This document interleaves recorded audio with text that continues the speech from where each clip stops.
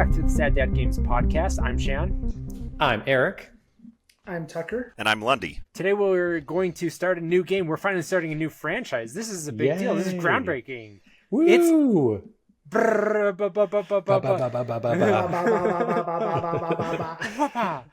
We're really Spider-Man. bad at drumrolls. Yeah, we're Yay. terrible at it. Spider-Man. Whoopah! my very favorite Superboy. He's my jolly good boy. Wait, is that He's what a it good is? time boy. He's my good time boy. This is That's how we it. talk in Tucson, Arizona. Like, did you get the Jackie Daytona episodes? I did. I finished. I just I finished love the Jackie season Daytona episodes. 3 or 4, maybe. Jackie Daytona. That. And we're talking about what we do in the shadows. Yeah. It's been you all along. Lundy, you at least know Matt Berry. Do you know him as a person? Like the IT crowd? He's the boss. I haven't seen IT Crowd, so. Oh Okay, man, let me. you've got some homework. Have you IMDb. seen Community? Like, Oh, yeah. That's okay. How about? Oh, the he's in like a episode couple where- episodes of Community too. No, I he's forgot in about one. that. He does. Okay. He does. It's not a heist. It's the con episode. the where he's grifter. teaching them how. The Oh, grifter, yeah. Okay. Brilliant voice. Yeah. Handsome, gorgeous man who He's has in- the best accent and voice who's ever spoken. Yeah. Yeah. I And he's did. just like a sex idol and like or figure in everything he does. It's amazing. Typecast. Yeah. I've seen the first couple episodes of What We Do in the Shadows, so like I wouldn't know him by name, but now that you've made that description, I know exactly which character you're talking about. I would He leaves a say mark. that he's the person in that show with the ridiculous accent, but that doesn't help narrow it down. Like, It actually doesn't help at all. He has the most normal accent. he has the most normal accent out of all of them. But anyways, we're talking about Spider-Man today. Oh yeah. Spider-Man. Sidetracked. I feel like the last 3 episodes we've accidentally started talking about What We Do in the Shadows. Well, we just like the you show, know- I guess. Yeah. You know, this actually kind of brings up a point of like one reason that I think that Spider-Man means so much to me, and I didn't realize this until recently. I'm sure I have ADHD, right? Eric 100% has it. Maybe 111. 111 If at that's least. Yeah. 111, as Bilbo would say. Yep. And 11-1. and Lundy thinks that he's getting screened. He might have it. Tucker just doesn't. He's boring. Yeah. As an anodyne Friggin' mark. neurotypical Sorry, I'm people. Hetero. What is not hetero? Hetero? I'm coming out as hetero. Not neurodivergent. What is it? Neurotypical. Neurotypical. Yeah, sorry, I'm neurotypical. Like, Neurotypical. As Tucker and Shan his would say, normal I brain. guess. Yeah. But so anyway, yeah, so that's why we're just gonna like be darting around. There's 3 of us possibly in the room right now, so these conversations aren't going to be linear or cogent. They could go It's anywhere. It's Keep just you on gonna your happen. toes. Yeah. Just like Spider-Man's life, you know? That's an awful segue, but we're going to be talking today from the intro sequence up until Spider-Man, Peter Parker, he leaves Feast. I was going to say Tobey Maguire because that's also they're his name. synonymous. Yeah. Peter Parker is also Tobey Maguire. Yeah, unfortunately. You know that's what? Spider-Man's Funny thing, third job. I did want to bring this up at some point because we're going to be talking about the movies and the comics and all that good stuff. But like, I realized when I was like, because every time I got a new Spider-Man iteration, I would be like Toy Story where he's like, I don't want to play with you anymore. And he drops the toy and he moves on because I was like, oh, this version's better. Let's just move on. And then it wasn't until No Way Home when you brought all of them back in the room and I just like got filled with this warmth for Andrew Garfield and Tobey Maguire. I realized that all of them mattered to me. And even though it's campy and it's like aged arguably poorly because we are in the post Dark Knight world where everything has to be grounded and visceral, I still had like this deeply nostalgic moment for Spider-Man because he was the first core superhero memory for us as millennials. It's no secret to anyone that talks to me for more than a couple minutes that I have a deep connection to Spider-Man. I love Spider-Man. He's been my favorite superhero since as long as I could talk. I'm an artist, and I taught myself how to draw by reading Spider-Man comic books that I would rent from the library. I attribute most of my artistic style to artists such as John Romita Jr., who illustrated for Amazing Spider-Man for a long time when I was young and impressionable. Same with Mark Bagley, who illustrated for Ultimate Spider-Man, spectacular comic book artist. But it's like Spider-Man is a part of me. I love Spider-Man. When I started reading comics, I only read Spider-Man comics because I just couldn't get enough of it. It's like all I was interested in. He's always been my favorite superhero. You know, anytime I had any extra money as a kid, I was buying Spider-Man action figures. And so when they announced this Spider-Man game for PS4, I was devastated because I only had an Xbox One, because I was one of those dum-dums that bought in hard on the Xbox ecosystem. I was like, yeah, my friends have Xboxes, they've got Halo, they've got better games. And then they announced a trailer for Spider-Man, and I'm like so pumped. I'm like, yes. And then at the end of the trailer, it's like exclusively on PS4, and a part of me died inside. I was like, how could they do this to me? How could my beloved Spider-Man betray? And then I ended up playing it anyways. But yeah, so I love Spider-Man.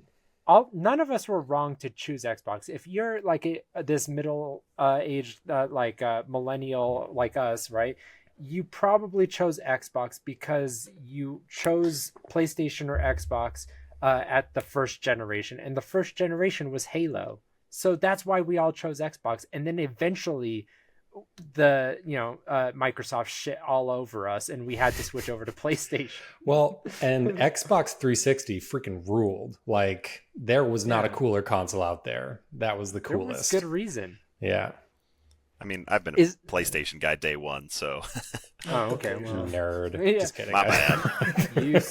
I'm a PlayStation guy now. Xbox hasn't done anything for me. I did miss like the whole Halo. Like, I played like the first 2 Halo games, but like only when I'd go over to my friends' houses to play, like do LAN parties and stuff like that. So I missed, like, I suck at first-person shooters because I was a PlayStation guy, and PlayStation didn't do good first-person shooters. What's your Not a lot. Yeah. I don't know. I don't have an excuse. My parents wouldn't let me play Halo, and so I could only play it when I was over at my friends' houses. And also, I just am bad at them. I have no excuse. I'm just bad at first-person shooters. I really enjoy them. I like cooperative first-person shooters, like Borderlands, or playing the co-op modes in Halo. But I'm not a big fan of competitive first-person shooters because I'm miserable at them. I was birthed into the PlayStation world because I kind of like went dark on video games for around a decade. So I jumped off at Xbox, and then I thought, well, you know what, PlayStation 4, it's only like $200. It's at the end of its life cycle. So I pick it up and I grab like God of War, The Last of Us, and Spider-Man. I play it all within a single week because I didn't have a kid at the time.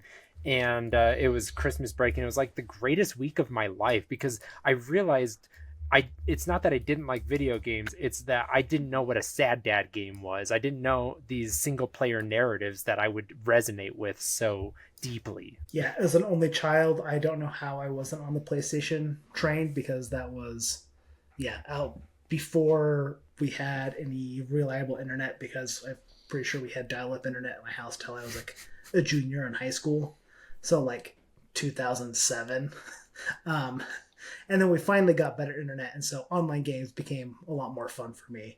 And that's where I really got sucked into the first-person shooter realm, your Call of Duty's, Halo. And then, similar to Shan, went dark, and then Shan got his PS4, raved about all these wonderful games that he just binged over Christmas break. And then PS5 was coming out, and it was pre-order chaos, and as soon as it came, nuts. Spider-Man, I think, was one of the first games I played, and Lundy, amazing. You weren't there. We all tried to order PS5s together, and Eric's like, "Don't worry, they'll make enough for all of us." I don't know what I was thinking. It was not true. I was like, I was in the collectible like world with like Pokemon cards and stuff. I was like, you don't understand the COVID era, and you don't know how disgusting and sick America has become with scalping culture. And so it's like, this is cutthroat. This is like blood sport. So luckily, like I was on Reddit and I sorted by new and I was refreshing every 5 seconds, and I saw somebody posted like this bypass link for Amazon that wasn't supposed to be posted yet, and it skipped a page to like the actual order page that wasn't live yet. And I was able to order 2 and 1 for Eric, and because he wasn't able to get one at launch. No, well, and to be fair, I was also online. Like I had like GameStop on my phone, and then Best Buy on my iPad, and then I think like Target and Amazon on my computer. So I was like checking all of them, and but they just sold out like that. I couldn't get one, and Shan was like, "I just bought 2. Do you still need one?" And I was like, "Yes, thank you." I didn't even know what I was going to do at the second. I just hoped somebody refreshing, needed it. trying not to get locked out. It's a miracle we all got one. So my PS5 story with that, like they dropped. Oh, I remember. And I you was were trying about this. Yeah. Like, day one, I was like, I gotta get this, like, it took a while, but like probably about a month after release, there was, a restock on Walmart on their website, and so I ordered it, and I got it, and I was like, yes, okay, finally, yes, perfect. And at the time, I was working in sports radio, and that was not a remote job, so I would have to like leave my house to go to work and then come back. And due to that being an over $500 package, when FedEx came and tried to drop it off, I wasn't home. And so they left like a little sticky note. Quit your job. And they were like, we're going to bring it back tomorrow. And I was like, okay, cool. And I worked again the next day. They didn't bring it when I was home. Came back to another sticky note. And I was like, okay, well, I don't work day 3. Then they try 3 days, and then they just hold it at the facility, and you have to go pick it up yourself. But I was like, I don't work on day 3. I will just sit at home, and I have a couch that's like literally right next to my front door, and I sat there the entire day, probably like Playing 16 hours without, just waiting. And I was like, playing my PS4. I'm like watching Netflix or whatever, just like not moving from that spot on the couch, just waiting. And it did not come. There was no knock on the door. There was nothing. And so the following day I called them and I was like, hey, my package didn't come. I was told it was going to be brought, and they were like, well, yeah, let's see. And they looked it up, and it was like, oh, the guy said that he tried, but that nobody was home. And I was like, I was there. I was waiting for him. Nobody came. And so they were like, okay, yeah, it should just be in our facility. Like, we'll let you know when we have it or whatever. We'll send you something. So a couple days later, like, they send me a notification. So I go out to the facility, and I'm like, yeah, I got the thing that my package was found. And they were like, oh, actually, like, we don't have it. I was like, what do you mean you don't? Why did you send me this thing? And they were like, we don't know, but we haven't been able to find it. And I was like, where else could it be? Like, and straight up, they just didn't. It didn't, like, this went on for a couple months. And like I kept calling them and like getting transferred to different people, and they wouldn't give me a refund because they were like, sorry, it's COVID, we don't do refunds. And I was like, you realize that you are FedEx and that your business has increased and you're making more money than ever before because everybody has to get things shipped, but you're telling me that you can't give me a refund? Like, you guys are crooks. And I called them all sorts of names and like used all sorts of language, and eventually I contacted Walmart, and Walmart was like, oh yeah, here you go, here's a full refund. And so I went a year without a PS5 because I couldn't get one until that point. And finally, so a year after launch, I finally was able to get one. I think I got it through Best Buy, and I did the curbside pickup because I was like, I do not trust anybody to deliver that. Like, I'm fairly confident that whoever was the delivery driver for FedEx that was delivering my PlayStation 5 stole it. 100%. That guy stole it without a doubt. Because it was not in their facility. Like, they like swept it. I talked to all sorts of managers, and they were like, it's not here. Like, I don't know what else to tell you. It's not in our building, and it's not on any of our trucks. And I was like, well, but it was scanned here. Like, you can see that, right? They were like, yeah, it's scanned here, and it's not here anymore. And, and I was like, oh, cool, great, thank you guys. That's real helpful. But so what's the name of that driver, and where is he, and can I kick him in the nuts, please? Because this probably wasn't stealing for himself. He's probably like running this con where it's like, if people aren't showing up, I'm just going to keep it. Yeah, it just, I Yeah. gave him 2 chances. Well, here's the thing, though. Like, if that is what the delivery driver was doing, that's the dumbest possible. Like, mark it as delivered. You know, be like, yeah, the guy was here. Like, I don't don't know. He be got like away with it the way he did it. You like that's take true, the I guess. picture on the doorstep and it's like, see, it's there, and then whoop, now it's not. Like, Yeah. That actually would be pretty good. Yeah. Well, Like- yeah, people do that. Yeah. I've had that done with a couple of things where people like just drop it off and then walk away with it. It's like, come on, guys. Like, That's yeah, not no, cool. the PlayStation 5, they didn't even try to do that. They were like, oh, he wasn't home. And it's like, you didn't even knock on my door. What do you mean I wasn't home? One of the two of us was there, and it wasn't you. But it wasn't. All right. Well, let's actually talk about Spider-Man. Yeah, now let's talk. Yeah, let's get into it. All right. Well, okay. To set the game going, we wake up with this panning shot of Peter Parker's bedroom, and we see this like mise en scène setup of like everything going on in his life. It's eclectic. It's messy. It looks like my downstairs and everywhere else right now, because he has like this motherboard, and he has like these notices. He has his pictures of his family and his accomplishments with newspapers. And so it's messy. He can't organize his life. And it's like, okay, well, I'm already starting to resonate with this character because I'm a man who can't organize his life. Can I? So there's a part where just before it gets to his bed, the camera's panning over and it stops at like a bunch of sticky notes right next to his bed. And I paused the game and I wrote down what all the sticky notes say. Do you guys want to know what all the sticky notes say? Because they're fantastic. So it's just little things. I think they're great because it's like it gets a little bit of humor and some slight Easter eggs, but also it's a good way to kind of give you an idea of like, oh, this is the kind of person that Peter Parker is. He has to do sticky notes to remind him of everything. And this is where I was like, I wrote down in my notes is like, it's a lot of sticky notes to remind him to do this, that, and the other. Like, does Peter have ADHD maybe? Which is a thought that I don't know why has never occurred to me before, but like, that seems like, yeah, like that was something that occurred to me this time, and I've loved Spider-Man my whole life, and I was like, oh, well, I don't know why that thought never occurred to me. But anyways, sticky notes. The first one says rent past due again, and then the next one says rent with 3 E's, and then the next one says RR suit fabric ballistic, call to confirm. Like he's trying to make different kinds of, he's got a call to confirm to this person. He's got a person helping him design a ballistic suit. Yeah, Reed Richards, maybe RR. Yeah. Oh shoot. That's gotta Lundy be got. I didn't explain it because I was like, RR, they get it. But thanks, Lundy. You never know how plugged in the listeners are. They might be nerds. They might not be. Yeah, you're gonna have to really talk down to me here. Yeah. Yeah.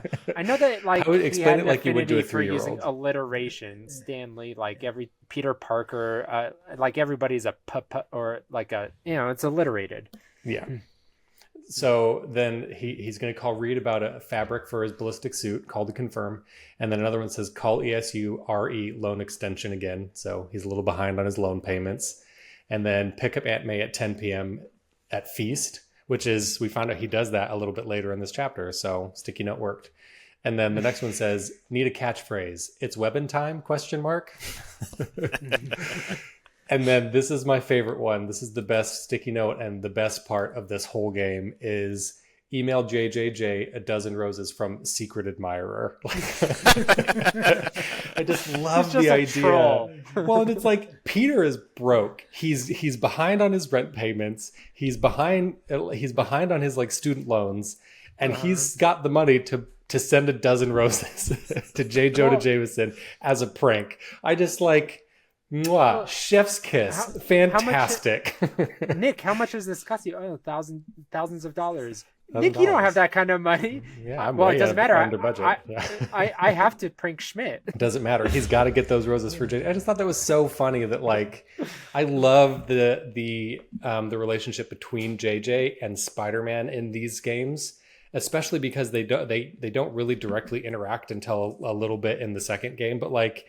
They still have such this like relationship that kind of goes on disconnected because Peter's always listening to like JJ's podcast and commenting on, and I just love it. I think I love the send roses to JJ marked as secret admirer. It's so funny. They nailed this J. Jonah Jameson just the same as J.K. Simmons did. Like basically everything's modeled after J.K. Simmons' version. They can never do a better version, so they just keep copying it. I'm fine with it. It's perfect. But it reminded me of like when I was watching, what's the one with the illusion guy, that Spider-Man movie? No, Far From Home. Far From Home. Yeah, they're all home something, so it's hard to keep them straight. But anyway, in Far From Home, not a great naming convention. I loved how they iterated on J. Jonah Jameson, because he's like a newspaper, like junk tabloids nonsense, and it's like, okay, well, that doesn't really exist. And then they like morphed him into this like conspiracy theorist podcaster. I was like, this is the perfect version. Like that's exactly what he would become today. Yeah. And it like, He's it the actually Joe made it Rogan better. of the MCU. Well, and I love that in the games, it implies that Peter is like subscribed to his podcast, because anytime you're just swinging around, like he'll like, what's JJ up to? And he like turns on his pod, and I just like, that's so funny to me. Yeah. And it's like actually in a way, J. Jonah Jameson is like prescient of like the monstrosity of information that's out there now. It's like there's 1,000 J. Jonah Jamesons. It's highly lucrative to be a J. Jonah Jameson. So good for Here him. we are talking about video games like a schlup. Yeah, we should be fear mongering. There's more money. But we in have 53 followers, and 4 of them are right here. Woo! Yeah, That's right. Well, and I'm only counting YouTube. I guess we have some on Spotify and Apple Music, or Apple Podcasts, I think. At least we get like a couple listens per pod. More than subscribe. 0. It The two adds people up. that are listening. Hey, Lundy, can you explain this as an avid listener? Why some people would skip episodes? We go from like 10 listens on one episode to like 60 on the next, and it's like, you're part of this problem. I can tell. I mean, You're not going to know what's going on if you skip episode 5 and go straight to 6. That's silly. honestly, like, I think the truth behind it is like, because you never really know like what's going on with each individual listener, and sometimes like, the episode, if they're listening on Spotify, I know it automatically downloads the episode for them. And so they might see it and be like, oh, sweet, there's a new one, but then something comes up and distracts them, and they never get around to it, and they end up just missing it because they've got so much going on. But these are chronological. Yeah, I know for me on my YouTube feed, if I've because there have been times where I've like missed like an Eric's Indie Corner, and it doesn't stay at the top of my feed when the next one comes out. Eric just died inside. Hard not to take that personally. I go back. I do. I go back. Eric's in the corner. You know, I kid, because Lundy is he's our best listener, probably. Yeah, not probably. I'm almost certain you are. I text Eric when I like at the one about ukulele. That one I texted him like I think a day or two later, and I was like, okay, you convinced me to get this game. That makes me so happy. That's the whole reason I do the Indie Corner. I love that. So, but like that's a real thing. Is like, I know on YouTube it does it this way. I'm not sure if Spotify is the same or not, but if you do get a backlog, it doesn't always put the most recent thing or the last one, like the next chronologically at the top. It will, in some cases, put the most recent one there, because certain podcasts, the format, it's just if it's more of like a news-based thing, something that came out a week ago is already old news. It's no longer relevant. Yeah. And so that's some of how that works. I can't speak for everybody, all dozens of us, but there are dozens of us, all ones of us. But like, I that is kind of what happens at times. And also with YouTube, you never know how many of those are new. So you might have 10 people that are the loyal listeners one week, and the next week it balloons to like 50 or something like that. I don't know. I haven't seen your guys' metrics balloons or statistics. To 50, yeah. But we're doing it. 35 of those might be brand new people who that was the episode that just popped up in the algorithm. And so I don't know. It's food for thought. Yeah. that was never my specialty in radio, like understanding the metrics or anything. I was not that guy. So. He was a radio personality. You can tell by the rich timbre in his voice. Yeah. He didn't grow it until he got into the the field. Yeah, so It was high and squeaky, and he cracked a lot.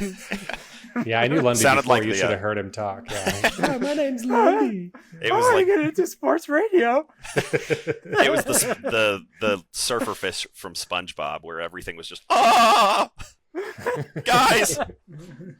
Awful. That's the worst sound I've ever heard. Anyway, back to Spider-Man again. See, this is the ADHD part. There's too many of us in the room. But like, yeah, going through his room and seeing like the motherboards, like right now I have these clutter bombs around my basement of like hobbies I'm trying to pick up. I'm modding an N64 with an RGB mod right now. And so it's like I have motherboards here. I was trying to repair consoles and I gave that up. So I have a bunch of broken switches and Game Boys here. It's like, this is my life. I'm living the Spider-Man life. Halfway abandoned projects and everywhere. Yeah. It costs so much money. Capitalism loves people like me, I'm sure. It's why Peter can't make his rent, is because he's got too many motherboards just lying around doing nothing. Yeah, spending on his suits and stuff. So Making anyway, an so automatic toaster. And his automatic toaster. I believe Toby or Peter Parker, he gets a call from Yuri Watanabe or it's just the police scanner. It's just a police scanner. I actually don't remember. It's either one. Police scanner to start. Police scanner. Yeah. He hears it. Oh, and then he gets a call after he leaves. Yes, that's what it is. So it's both. You were right. Both. Yeah. Both. Ish. Yes. Yeah. So he sees that, he's like, okay, there's crime even though, and then he like sees the past due letter come underneath and he's like, okay, well, another reminder. It's like, and so you're getting a lot of these like a character like exposition just being dumped on you. It's like, yes, we already know all this about Peter Parker, but seeing in this rapid fire and like it kind of like picks up the pace and gets your adrenaline going of like, this is his life, it's crazy and I'm in it with him. And then he just jumps out the window and goes straight into, I think this is like a shot out of like, it reminds me of, is it the end of Spider-Man 2, the Sam Raimi one, where it's like things are crazy and he's getting his mojo back, and then at the very end he like leaps out his window and it's got this excellent one shot of him flipping around the city. And he lands on a flagpole. It's a fantastic shot. I've noticed that like each time I replay this game, there are specific callbacks to the movies where like just the way that they've shot those things, there's even another one that we're going to talk about soon with the Fisk Tower stuff. But, there's little Easter eggs that reference the movies and the comics and stuff like that all the time throughout this game, which I think is one of the things that really helps it feel so much like Spider-Man, because it's doing little minor callbacks to the things that we already know while also being its own and being true to what it should be. Yeah. Also, as a small note, just before he jumps out the window, Peter is wearing Spider-Man branded underpants. And I want to know, did he buy those? Did he make them? Which is more embarrassing? Like, I think it's something he saw at the store and he picked it up. He's like, "This is amazing. He's like, I like this." Yeah. If I saw Tucker branded underwear in the store, I would go buy all of it, and that's so that no one else could wear that. So, similar, something kind of this past Christmas, I actually ordered like specifically made Lundy branded underwear, Lundy branded wrapping paper, so that the people that I gave gifts to had gifts that just had little faces of me all over it. Oh my gosh, that's fantastic. That's an amazing idea. I love this. It is an amazing idea. Worth every penny. Yeah, and were they boxers or briefs? Because this kind of matters, right? If you're getting into your spider suit, it's like an outside underwear. It's like, you don't want briefs. They seem... It's like really short boxer briefs. They weren't quite briefs, but they weren't quite. I feel like a loose boxer would bunch up really fast. Bunch up so suit. hard. Yeah. You have the weird crotch bulge. They were out the wedgie.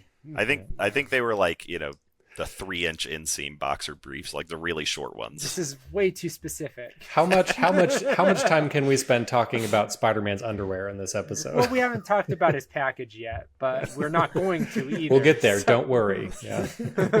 We're saving that for the bonus episode. Yeah. The whole hour just about Peter's package. Yeah, ray tracing. Yeah. The ray traced bulge off of the stitching is really, Yeah. Anyways. So you get a jump out the window and you get immediately thrown into the the most blissful mechanics of the game, the primary mechanic of the game gameplay loop, which is swinging through the city. Now, obviously they nailed this because everybody talks about just wanting to boot up the game and swing around the city. It's like it's a catharsis, right? There's never been a more useless fast travel system in any video game. Like, Yep. you can get from one end to the other in 5 seconds, but why would you do that when you can spend 20 minutes web swinging there and stopping crimes on the it's too much fun. Like, I actively avoid. There's one time where the game forces you to fast travel as a method of teaching you the mechanic, and that's the only time I ever do it on any playthrough, because it's so like it ruins the game for me, where it's like, why would I do this? Well, and I like how in the remastered version for the PS5, they're like, look how fast the load times are. And I'm like, I don't care. The game's going to load once and then it's never going to load again, because who fast travels? I'm swinging, man. I'm swinging everywhere I go. It's way too fun to fast travel. Yeah.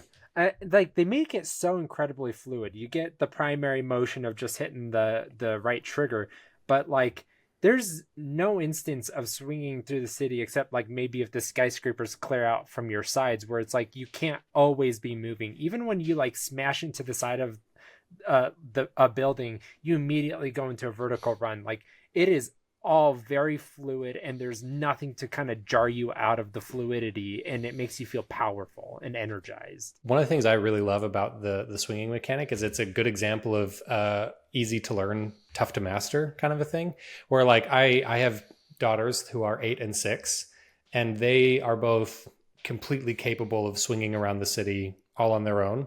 Because if at the very simplest level, if all you really want to do is like keep Spider-Man off the ground and move in a direction, you just kind of rhythmically tap the swing button and push forward. And that's kind of all it takes.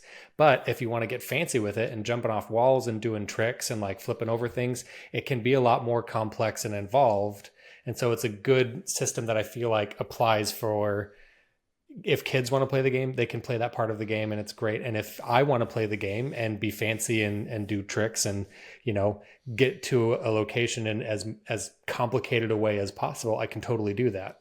And the system supports both of those play styles equally. Yeah. So you get the primary gameplay loop of swinging, and it's like it's constantly teaching you little things, like now you can use X to whip farther. You can use L and R to like zip to a point, and it's like, and I love this intro to the game, because this game has a very dense set of moves and like button combinations for like swinging and for encounters, and it constantly is adding on itself, and it seems like a lot. And it's like, I have a muscle memory for these games that like I just pick it up, and it's been a year since I played Spider-Man 2, and I just like rhythmically understand, like there's an intuition that they've like mastered how they've mapped these and the UX of it, and in every context it's not clunky at all. It's very well crafted. Yeah.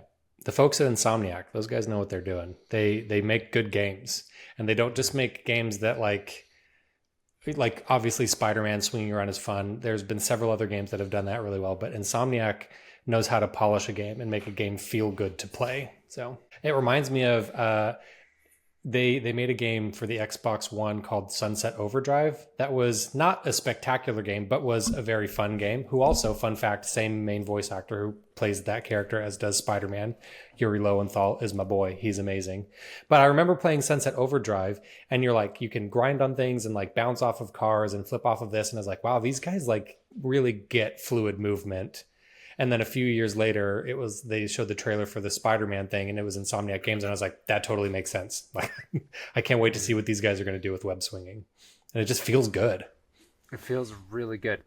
That's like the core of what makes Insomniac Games so fun and engaging, is like it always feels good. Everything that you engage with in the game, you always feel powerful, and you always feel like you're in control. Like.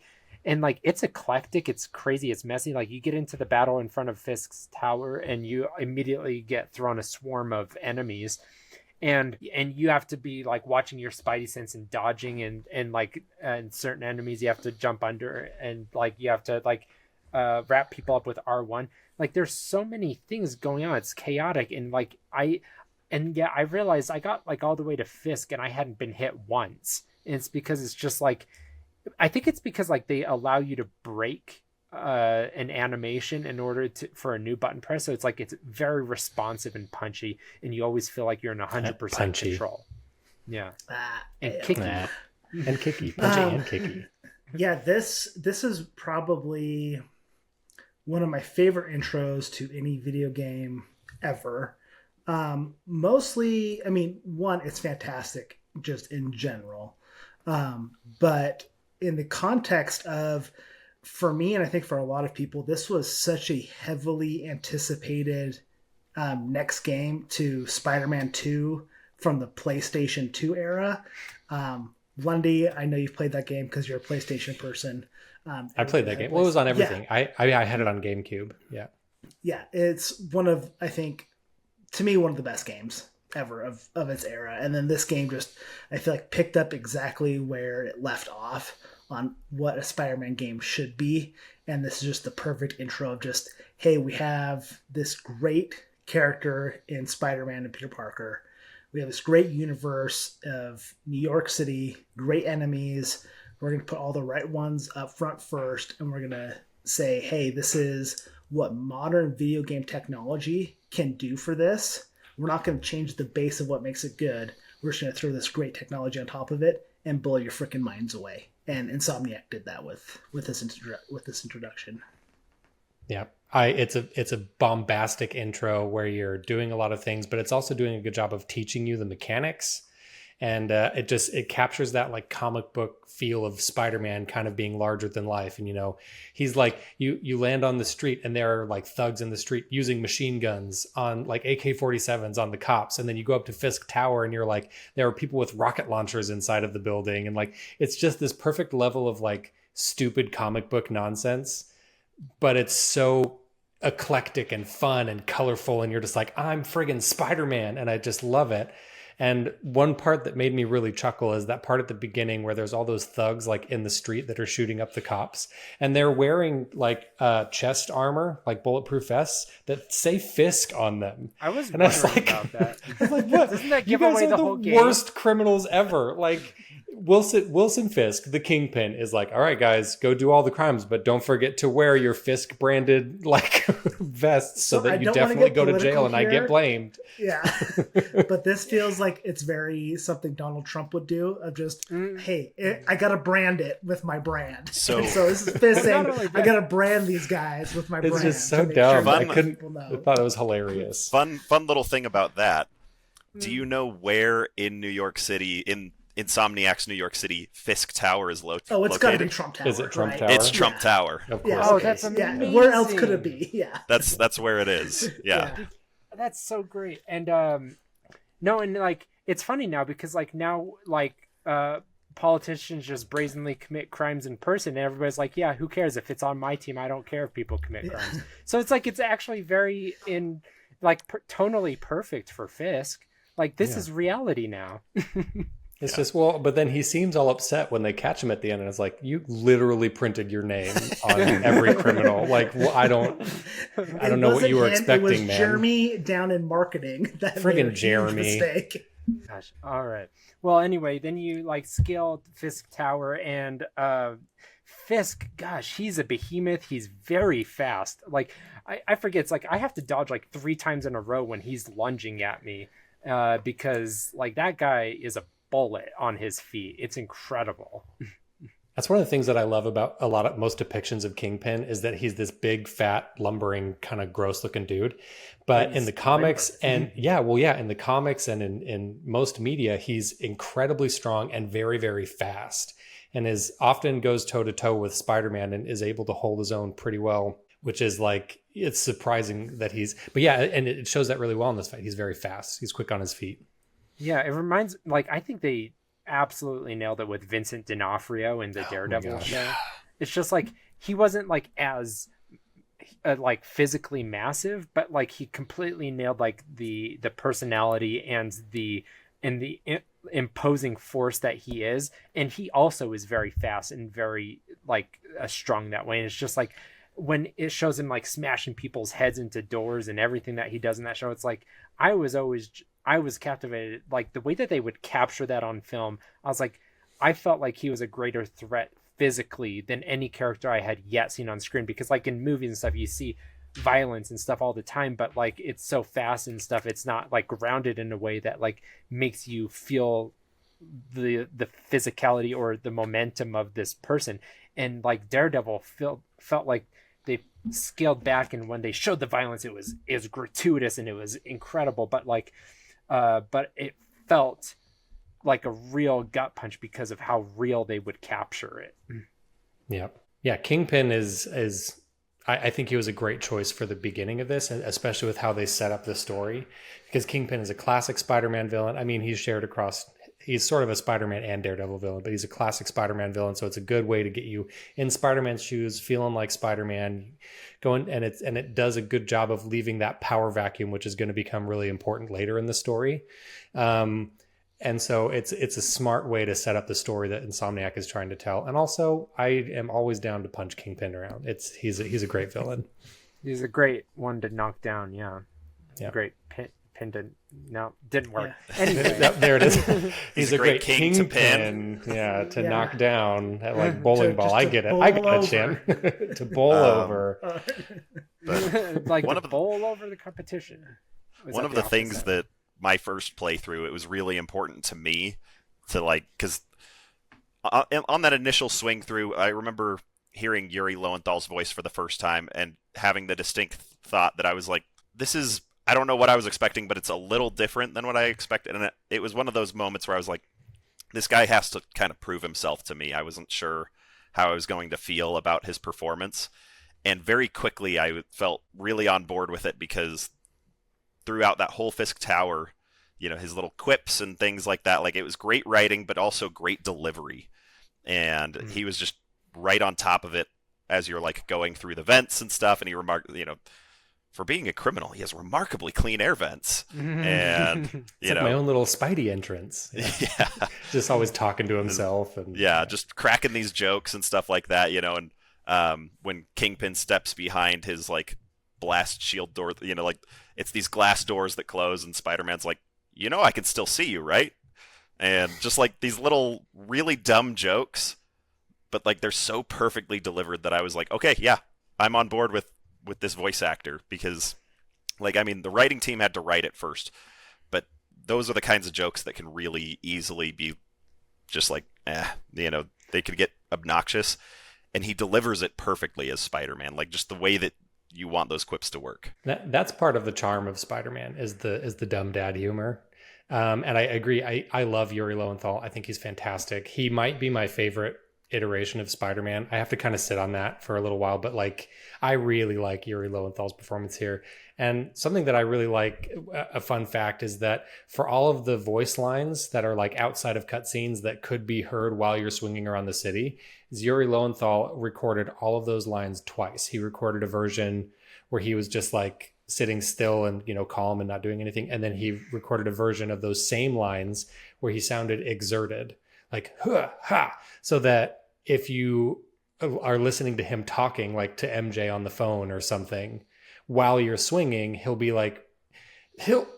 sounding like he's kind of swinging around a little bit, and then there's a completely different recording for if he's not swinging around, and it seamlessly switches between those two takes of those lines depending on if you're swinging or not. And I was like, what a little, like, that's awesome. Kudos for thinking of that. Yeah. And one way that I've heard this put that I really enjoyed years ago was that like Tobey Maguire was a perfect, excellent Peter Parker, and Andrew Garfield was a perfect Spider-Man, but neither of them were the alter ego perfectly, right?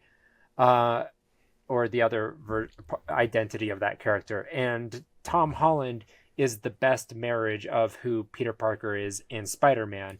But like, I feel like the video game is able to capture it even better because they're able to like go more true visually to the comics and everything and just like really elevate it.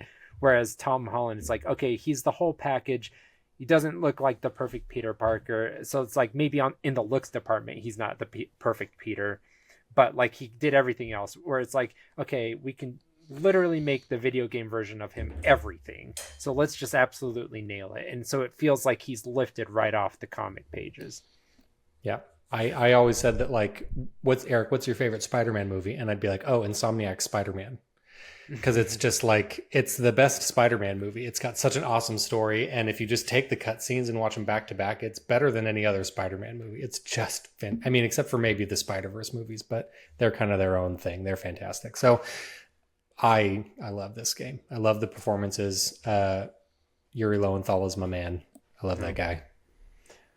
I saw years ago, there's a video that does a tech breakdown of this whole intro sequence through Fisk Tower and stuff, because it's highly choreographed, and the cinematography of it, or just like the way that they were able to block and frame the camera movement throughout this entire sequence. Like it's like, especially on a PS4, the normal version, not the Pro, like, what is it that they call that on a digital the base foundry? level? No, they have a funny name for it. Instead of Pro, they call it something else.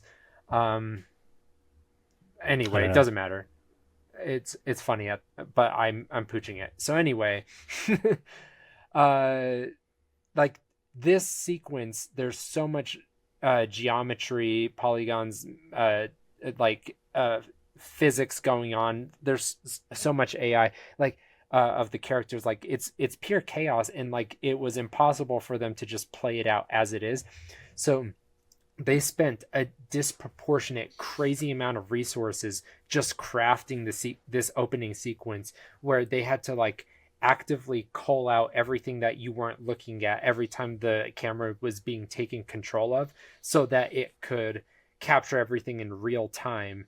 Because if they just like let it render as itself, it wouldn't be capable of running at full frame rate and everything. So it's just, this is highly scripted. It's very well done, and it pays off tremendously, because it's one of the greatest intros to a video game I've ever played, where you're just like all the way in it and you feel powerful.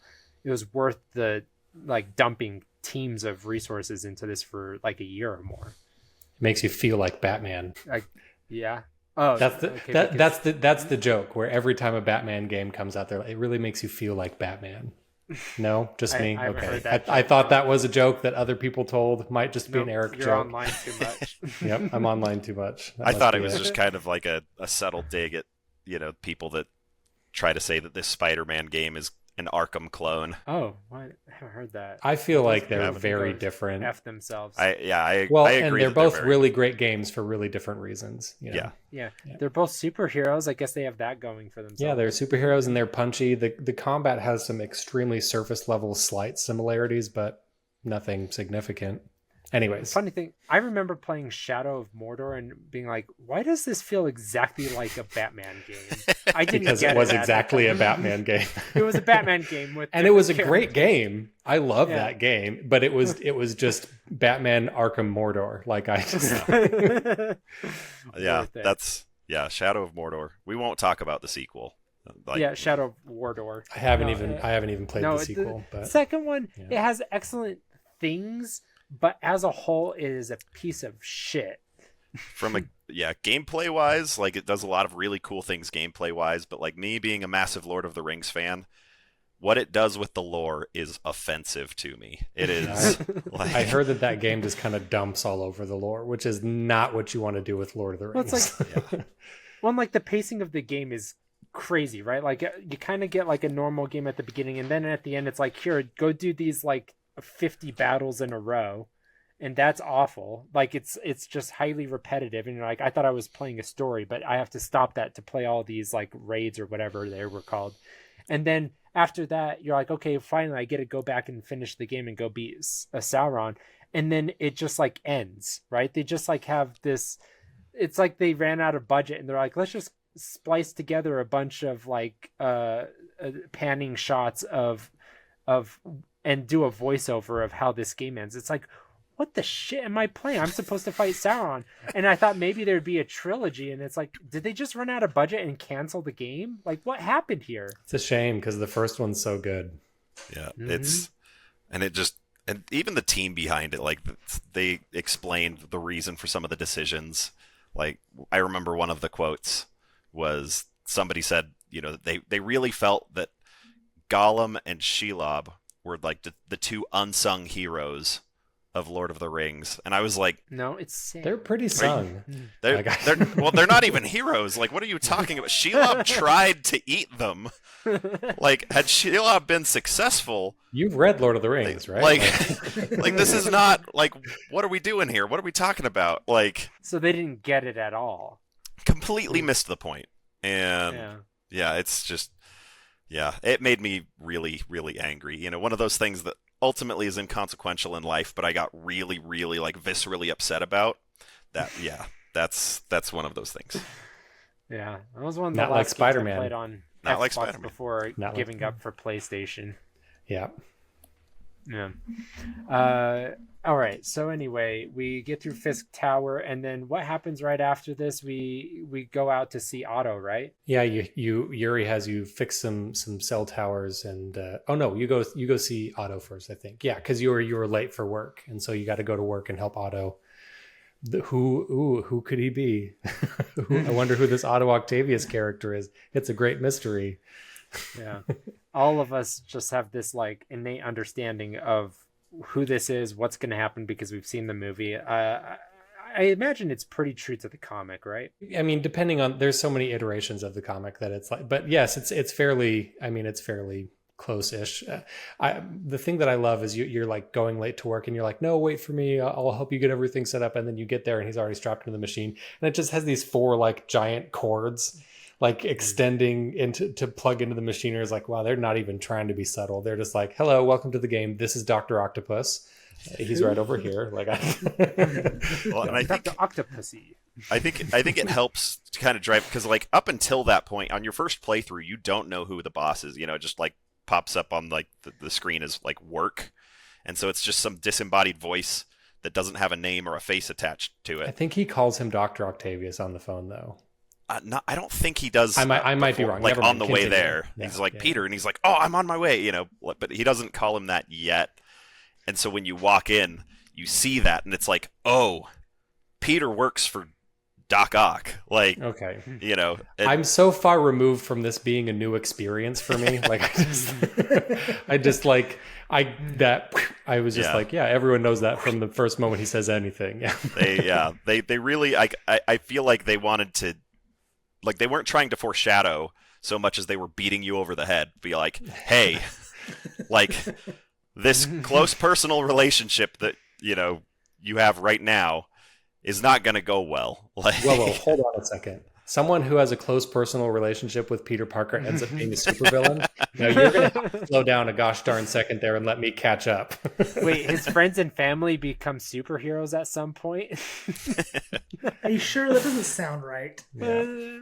It's just a coincidence, right? Yeah. So I wonder what this is like in the writing room, right? Because it's like, okay, you know that like 1,000 movies have been made and the games have all been made. So it's like, do you scrape the bottom of the barrel for like the C-list villains and really dress them up? Or do you have to choose something that's already been done? And if you do, it's like, how do you change it enough to be interesting still? One of the things that I love about this iteration of Spider-Man is that it's immediately clear from like the first trailer that you see that like Insomniac is doing something different. It's not, they don't show the origin story. They're like, he got bit by a radioactive spider, you know the origin story. And it's like, even I guess when you first start the game, you're wearing your original Spider-Man suit, but in the original trailers, like you see, it's like he's got this newish kind of suit with the big white spider and some different accents. It's like, it's not the same suit. And then it's like Insomniac is doing their own thing. They're taking established characters, but they're telling their own story. They're having a lot of Easter eggs and adhering to the comics in some key ways, but they're doing their own thing with established characters. And I think that that's one of the things that makes this story so cool and special, is that it's like, it's enough similar to comics and movies and things that came before, but it's also very much its own piece of media that does its own thing and tells its own story. And I really like that. You know, I think this is hilarious about the video game and like recent movies is that we've played we've watched Tobey Maguire and Andrew Garfield, and we all collectively groaned when Andrew Garfield had to watch Ben die. And it's like, we've seen this before and we all know it. And so now just like every iteration just has to assume the world collectively knows the origin story, but like at some point Gen Z's not going to know the origin story, and we're just going to be fine. Sooner or later we'll have to tell it again. Yeah. Sorry, Tucker. Oh yeah, I just to Eric's point on just the way Insomniac has just kind of taken these nuggets and did their own spin. So controversial opinion here. Doc Ock was not even in my top 10 favorite Spider-Man villains. He was pretty low on the list. Never been a fan. This game completely changed my mind on it. Just the way Insomniac was able to develop his character, and I don't know what it is about it, but he just skyrocketed towards the top of my list, enough to where I asked Eric to make me some of his amazing art depicting the final scene of this game.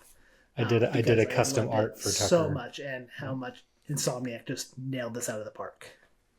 And it starts here. Out of the park. Nailed it out of the park. Hit it out of the park. I love that saying.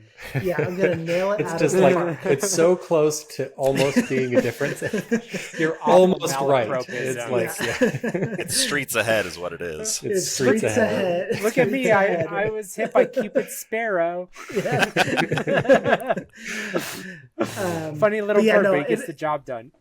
Yeah, it all starts here in this first interaction with him, though, and so that's why. Yeah, it's just from start to finish, it's amazing what they do. No, like I also felt the same way about Doc Ock from Spider-Man 2, the Sam Raimi's version. It's like he wasn't like the coolest, and so it was a bummer that we got him after the Green Goblin. But I think inarguably the second one is like the best crafted Spider-Man. Like obviously I prefer all of Tom Holland's movies, but the reason that Spider-Man 2 is like transcends its time is because even in its like time before the Dark Knight and everything started getting grounded and stuff, it was a very character driven story that nailed getting the villain to be sympathetic and interesting and really be a foil to who Spider-Man is, to really elevate his traits and put Peter Parker at direct odds with the most important things that are in his life, so he had to choose between them, so that you could understand his hierarchy of priorities. And that's what I think Doc Ock does best is for Peter Parker, is that he gets to be his work life, so he gets to be the Peter Parker, and he gets to shine a light on everything that's brilliant about him. But then so he has, Peter's deeply connected and loves this guy, but then has to throw that out the window because what's more important are these like faceless people that I'm trying to protect. And it also always comes back to protecting his family. But it's just, I think Doc Ock has timelessly been one of the greatest foils to Spider-Man's character. Yes, and especially in the comics, there's a lot of times where Doc Ock is very close to Peter and his family. And so I think he was a great choice for this game. And I'm completely on the other side of this. I've always loved Doc Ock. He's always been one of my very favorite villains. And so to see him in this game was exciting because I love the depiction of it in the Sam Raimi movies, but it's always exciting to get a new high quality depiction of Doc Ock because I think he's fantastic. He's such a cool character. He's, especially in this game, he fills kind of like a surrogate father role because, Peter he's an orphan. Both of his parents died. And then he had, adopted parents, his aunt and uncle, but then Uncle Ben dies. And so there's this hole in his life. Peter wants a father. He wants someone that he can look up to and respect. And, Otto is a very smart man and values a lot of things that Peter values. And so it's really easy for Peter to latch onto that and look up to him and look to him as sort of a father figure and someone that he admires. And so it's this really, I really like the relationship between Peter and Otto in this game. And there's so much to talk about as we go on. You just get little tiny nuggets of it in this first scene. Well, there's something just immediately endearing about Otto's character in that, clearly Peter Parker has lived something of an aimless life, and Otto picks him out of that and gives him direction and purpose and meaning. And it actually it's meaning outside of Spider-Man. He gives Peter meaning because Spider-Man has meaning. Spider-Man has meaning to protect the city, but he gives Peter meaning, which is something that Peter doesn't always have. Exactly. That's usually the conflict, is he's constantly giving up Peter Parker to be Spider-Man. In fact, that's what like No Way Home ended on the note of, is I have completely given up Peter Parker. I am Spider-Man now. And that was the end of the his character arc for the movies, was if I remain Peter Parker, I will hurt my friends and family. So I have to put them behind me. And so Otto's just trying to pull him back and say, you still have meaning and you are very smart and important. I see that in you. And so there's something validating, because I don't know if we all have like a direct one-to-one like version of this in our own life, but like we've probably all been somewhat aimless in our life, and for somebody to care and mentor us and give us direction, that is something we all yearn for. Obviously, like having a father, which Tucker doesn't have, that's one thing, but somebody who can see and understand your like your skills. Shan never misses an opportunity to make a no dad dig at Tucker. Yeah. Just catching strays over there. Like. Yeah, my goodness. Sitting here fatherless and then just getting... Hey, it's okay. I'm fatherless too. Oh, okay, good. So there's a party of you now. Now I get the jokes are even funnier because like I can dish it out to half of us. What's your fatherless story? Did he run out before you were born? No, he died a year ago. Oh, that's awful. Yeah, Tucker's is funnier. Yeah, I bet you feel bad now, Shan. Yeah, I hope you feel like a piece of shit, Shan. I don't feel bad, because here's the thing, is that I didn't know that. And so it exculpates me from blame. No, that was an intentional setup by me. Like, if it was something that made me uncomfortable, I wouldn't have set it up that way. Okay, so we can make fun of Tucker, and for you, it's like, we'll tread lightly, but... Can make fun, but only a little bit. Yeah. All right. Well, Tucker's isn't a tragedy. He just has, somebody who didn't care about him. Yeah, so... It's not tragic at all. Looked at Tucker in the first moments of his life and was like, nah. Yeah. Anyway, so Otto, I think we've established, and also we get to take like a downbeat and play another mechanic of the game, which is puzzles. I always thought that like they threw too many at you and it kind of takes you out of the pacing of the story too much. I like that most of them are optional. I think that the puzzles are fun, and I like that they're mostly optional. There probably could have been a little fewer of them, and I would have been fine with that. But I mean, I did them all anyways, because this is one of those games that the first time I was playing it, I didn't want it to end, and so just anything I could do to make it last longer was good with me. Yeah, I wish there was a little bit more variety of puzzles. I feel like they were all very, very similar. It's like two different kinds of puzzles. It's like the match the lines, and then the like you play Pipe Dream, basically. Yeah. There's also like the radio. I'm doing this like tweaking thing. Like I'm not gonna do that in public. Which one? This one? Yeah. The honka honka puzzles. Yeah. The honka honka puzzles. I don't know. I'm very generous when I get there. Like I sometimes I know I'm about to get it, but I decide to like pull back and like. And then you got to really take your fiddling time. around with it. Yeah. Get it right. I want to make sure that these knobs have a good time. No knobbies, no probies. Anyway, so I love that this is like an open world game, but it at no point feels like an open world game with just like side missions that are like tedious that they just threw in there to bloat up the hours to have like a selling point for the game. Like it doesn't feel like that at all. Maybe because it has it's not very like a genuine little bloating. RPG.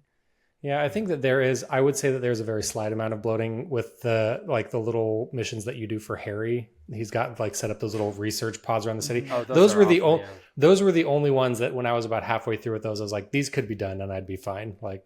But the rest of the side missions are great fun. I know that when it first came out, there were some people that kind of complained online about like some of the petty crimes got a little bit repetitive. And I was like, like my reaction when I read those complaints, I was like, that's what petty crimes are though. Like it's not like you had to be Spider-Man. Yeah. Like, yeah. And it's like, that's the point. Like, yeah, of course somebody else is breaking in somewhere. Like, regular criminals that are just regular people doing regular crime aren't getting super creative with it. They're just dumb people. And then Spider-Man comes up and punches them in the face. And that helps immerse you, in my opinion. Yeah, I totally agree. The petty crimes were probably one of my retrospectively looking back, one of I think the coolest mechanics to make you feel like Spider-Man, because you feel like you are very, very spread thin. Like, oh my gosh, I gotta go do this mission, but I have all these petty crimes around me. I feel like I have to go solve them or go, knock out these muggers or X, Y, and Z. But yeah, so I just really love how it really immerses you into that Spider-Man Peter Parker persona of just being stretched so thin. But you have, Uncle Ben's with great power comes great responsibility, just nagging you at the back of your head to go and help poor Shaniqua not get mugged. What are you going to do? Just let the bad guys go? Tucker took the words right out of my mouth. I was going to say the same thing. Like it makes you. That's exactly what Spider-Man would do. That's how Spider-Man feels. Mm-hmm. Is he's trying to get other things done, and then petty crimes pop up all over the place. And it's like, it's a little bit of a gamble to work that into a game mechanic that some players might find kind of annoying, but that's what Spider-Man is he's constantly sacrificing what he should be doing or what he wants to do to help other people and to help his city. Yeah. And like in my first playthrough, I remember getting to like kind of the climax of the game where it's like everything's ratcheted up, like it's really intense. And then it's like, there's, some drug deal going down right here. And I remember being like really annoyed because it's like not doing that wasn't an option. It was like, guys, like I have to go save MJ. Busy. Like I'm doing this. Like, do you not understand? Like, don't do this right now. Like, and so I'd beat them up like extra when I was like fighting them and stopping that crime because it's like I was frustrated and had to take it out on them. But it's like that really helps sell who Spider-Man is, because it's like the city is about to end, but there's a drug deal right here, and I can't let that go. Which also on that, like, on this playthrough, it stuck out to me for the first time. But like, when you do stop a drug deal, one of the little flags for a little quip that he has after the end, he's like, "Nothing puts a pep in my step like halting an illegal drug deal." And it just popped out to me as kind of funny that he has to specify that it's illegal. Like, it's like not just any legal drug deal's fine, whatever, but like stopping an illegal one. Yeah. Yeah. Yeah, and it's the brilliance of it, right? Like, it's a fun gameplay mechanic, but it's also is constantly, everything is informing his character. Like, you get, like, there's an incredible, like, you're in Manhattan. Manhattan is pretty big, and there is always something within like one swing for you to be doing. So it's just this incredible density of stuff, and so you get like that, and it's also great for pacing. It's like, okay, I'm between story beats and I just want to take like a 5-minute breather, so you either swing or you want a little more engagement, so you jump down to the streets and you punch some people in the face.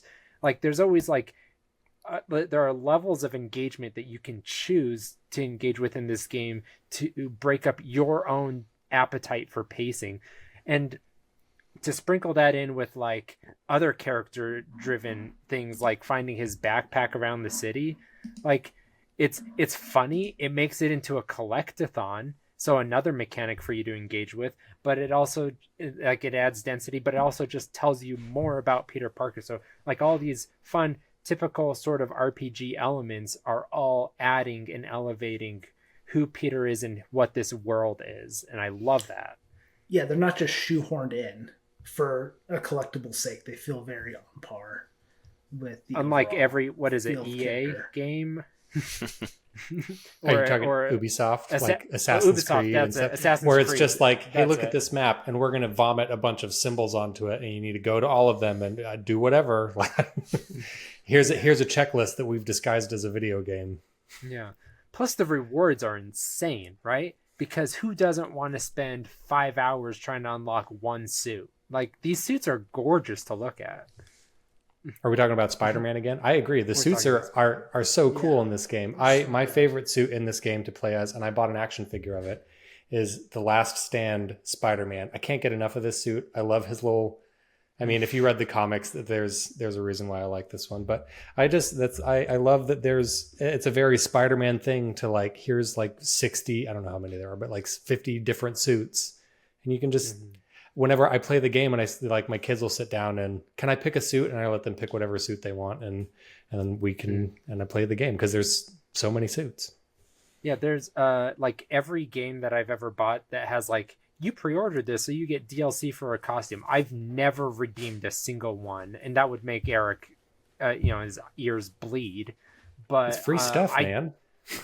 Well, I want the character to be wearing what the character should be wearing. Otherwise, it destroys the ludo narrative of the game. And so it's just I don't like. I think in Resident Evil 4, I have like Leon outfit where he's like has a black fedora and like this white scarf and like that's hilarious. suit. That's some classic second playthrough stuff. Like I'm not interested. That takes me out of it. So Shan, did you even put on a different suit this entire game?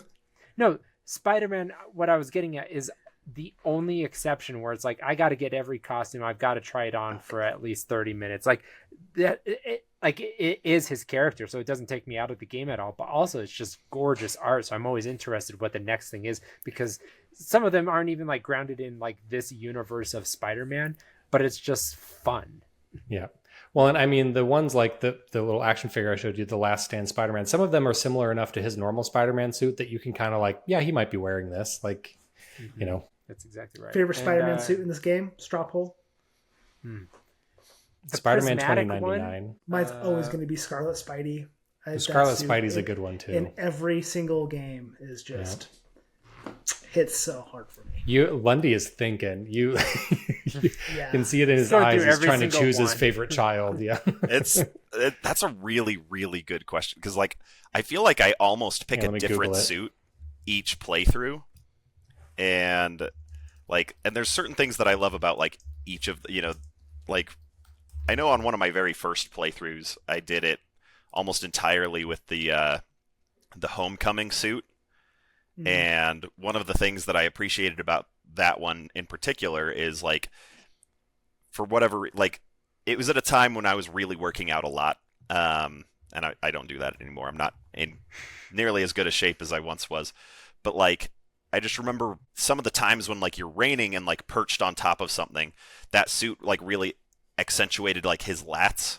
And I was like, okay, well, this is now my fitness goal. Like, I have to be Spider-Man because, like, look at this. This is awesome. It's a very realistic goal. Did you ever develop lats? Oh, not even close to that. Not even close to that. Like everyone has lats, but I thought God just didn't give me those. Yeah, I mean, got to do like TRT or something if I want to blow up like the lats like that, but. Like there's just different things that each suit like is almost distinctive in its own way, where like some of them really show like how toned and muscular he is. Others you don't get any sense of because they're like armored, but like they depending on the weather and the lighting and things like that, the suits all pop differently.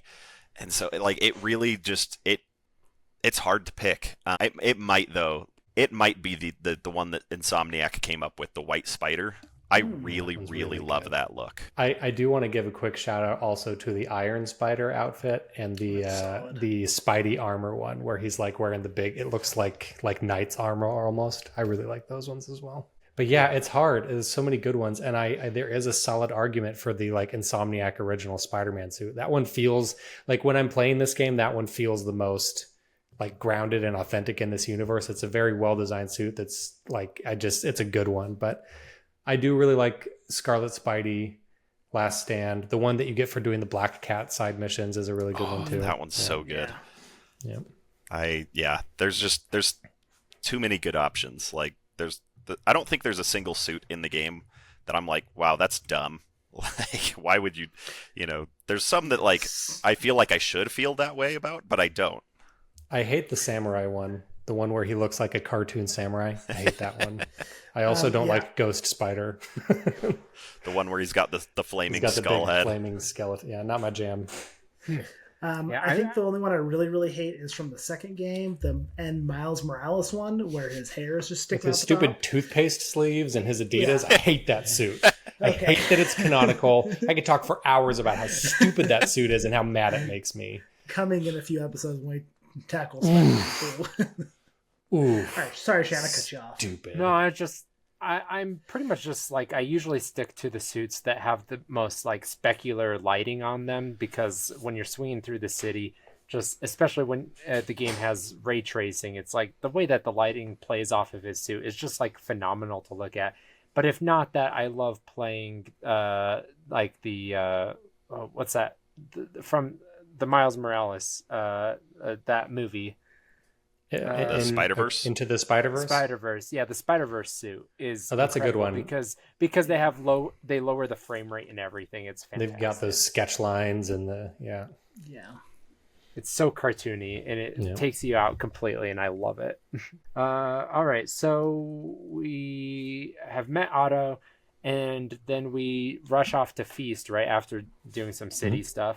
Yeah, so there we meet Martin Lee, who comes in later, and obviously, like, they always have, it's not like a save the cat necessarily, but like Martin Lee, it's like, here, I'm going to show how much I love and appreciate your aunt. And so it's like, oh, like, make me love these people before I turn them evil. And they always do that with Spider-Man villains, but like, I love that they're always sort of like real people that become corrupted, and it just like, it makes you hurt a little bit more when you're going after them. One of the things that I love, and we'll talk more about this later, but one of the things I love a lot about Martin Lee's character is that you kind of find out that he doesn't become corrupted, that there's like another half of him that has always been corrupted.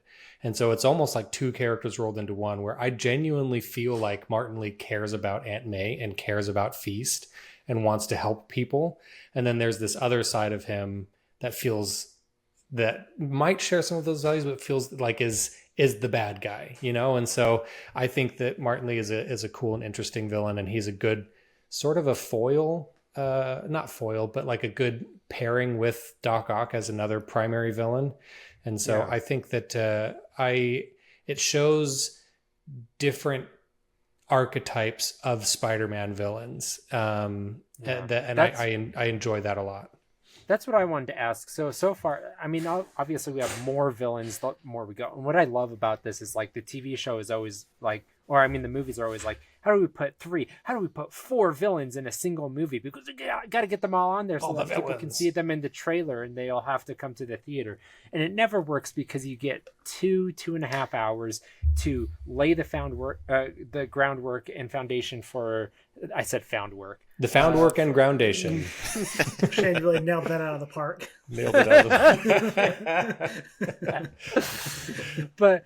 But it's like, it always feels rushed, and it's like you got to do 1, maybe 2 tops to make it a little interesting. But whenever they go more than that, it's like, this is rush, it's terrible, I don't care about these villains, and you're just putting faces on the screen.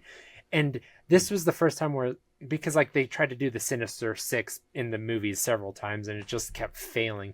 And this was the first time I felt like the Sinister Six works perfectly, because you get 20 hours with this game and every character gets a little time to matter. And so maybe video games or like is the only way to do a roster of villains. But or so like a TV series. You just need more time. But they're not going to do that with Spider-Man, yeah. Well, I mean, they do cartoons and stuff is what I meant. Like in the cartoons, they can have a big kind of like a conga line of villains. But yeah, they don't, not so much live action TV series. I can't really see that happening. Yeah. So Sony, the studio, shut the hell up, stop making movies like that, and pick one and stick with it. And stop making villain movies. Everybody and I was going to say, they took the advice too far. They were like, we're putting too many villains in our movies. We're just going to have one villain and no heroes. We're going to do a whole universe of Spider-Man, but without Spider-Man. Here's the big idea. No Spider-Man. That sounds like a great idea. We should totally make a bunch of those movies. Everyone will love them. I love that. Here's your paycheck. What's crazy is that she's still also the person who like helped produce the good Spider-Man movies too, and then they're producing this shite. Anyway, well, it's just as another example of like of a studio and a whatever not understanding Spider-Man, which is just the opposite of what we get here. Insomniac understands Spider-Man, what he is, what he stands for, what makes a good Spider-Man story. And they just nail it out of the park with this game. Nail it out of the park. Straight out of the park. Yeah, I feel like anybody can just walk into like these executive studio and be like, here, I have this Spider-Man script. Say no more. Greenlit. Right out the door. You're the director too. Go make it. How much money do you need? A bajillion? You got it. Yeah, it's a bajillion. Spider-Man movies always get a return on investment. The only Anyway. caveat is you have to go out and hire the worst actor you can think of. Jared Leto. Jared Leto. We have this exclusive contract with Jared Leto. He has to appear in 50% of our movies this year. Because he has a cult He's going- following, yeah. even though he can't act. Yeah. Did any of He you guys actually watch? was a cult.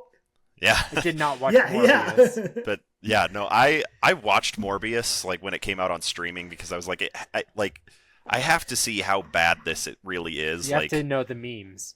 yeah, I mean, More I already than- just loved the fact that they like the internet made fun of it so much that like it drove up kind of the search engine optimization, and so Sony was like, they love it, let's put it back in theaters. And then once again, nobody went and saw It's it. everyone's favorite movie. Like, The I'm reason it Sony, is I because of the totally marketing. Let's understand do it again. things. yeah, nobody saw it, and then everybody made fun of it, and they were like, well, everybody's talking about it, so let's release it, and still nobody went and saw it. And like, I think somebody online had like, they were like, just give it a couple weeks and put it out again. We'll see it this time, we promise. But like, I watched it because I was like, I just have to see.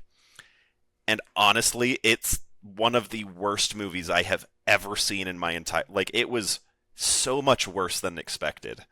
Like, to the point that, like, I absolutely cannot bring myself to watch Madam Web or Craven I because forgot it was that just movie came out. like I both just, of no interest. I don't got time for stuff like I that. forgot Madam Web was the Spider-Man movie because obviously no one. It saw has that web either. in the name. Yeah, but I thought it was. I didn't know it was a superhero movie. I thought It it, is was Thor just like, movie. It's pretty overtly, like in the trailer, they show like a couple seconds of 3 different Spider Women that just look like they were trying to dress up like Spider-Man, and they each had $20 to go to a Halloween see it. store. And, yeah, it's But no, remember back in like the halcyon days of Marvel releasing movies to the MCU, and it was like, for me, it was like an addiction where I'd have to get on Reddit and I'd have to be like, oh, what is this Easter egg from this movie? What does it predict? And like, so what's the next movie going to be? And I was like years ahead of what the schedule was going to be and what the plans were based on the smallest Easter eggs and the fan theories all building up. I reached my tipping point about with Age of Ultron because that's when I realized that this was ruining the experience for me. Because that movie is objectively fantastic and the fans tried to ruin it. But so I now no trailers, nothing. I'm complete blackout on media for movies so that I enjoy it for myself. And Yeah, people movie tell me trailers what to expect and ruin what it. to love. yeah, they give away Yeah. way too much nowadays.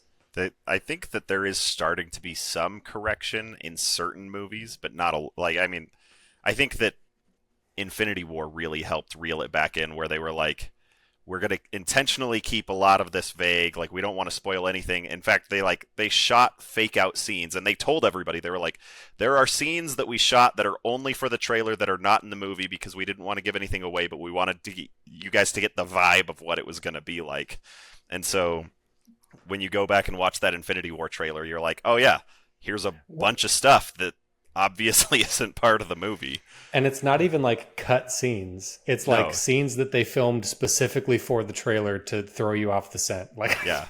And so like, I think that they like, not everybody's learned the lesson well enough, but Infinity War and Endgame made some studio executives go, oh, weird. Showing our entire movie in 2 minutes doesn't really work as well. Like, people want to see, like, you know, they if want. you've already some- seen the movie in the trailer, why go see the movie? Like, Yeah. So I think they are starting to reel back a little bit in some cases, and so you are getting better trailers, but not always. You still have to be But the- careful.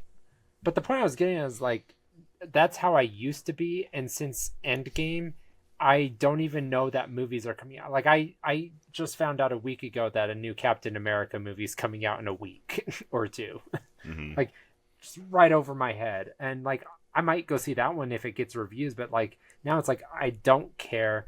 I have to wait for the reviews to be good because they have ruined these movies so fantastically that I want to be proven they're great first.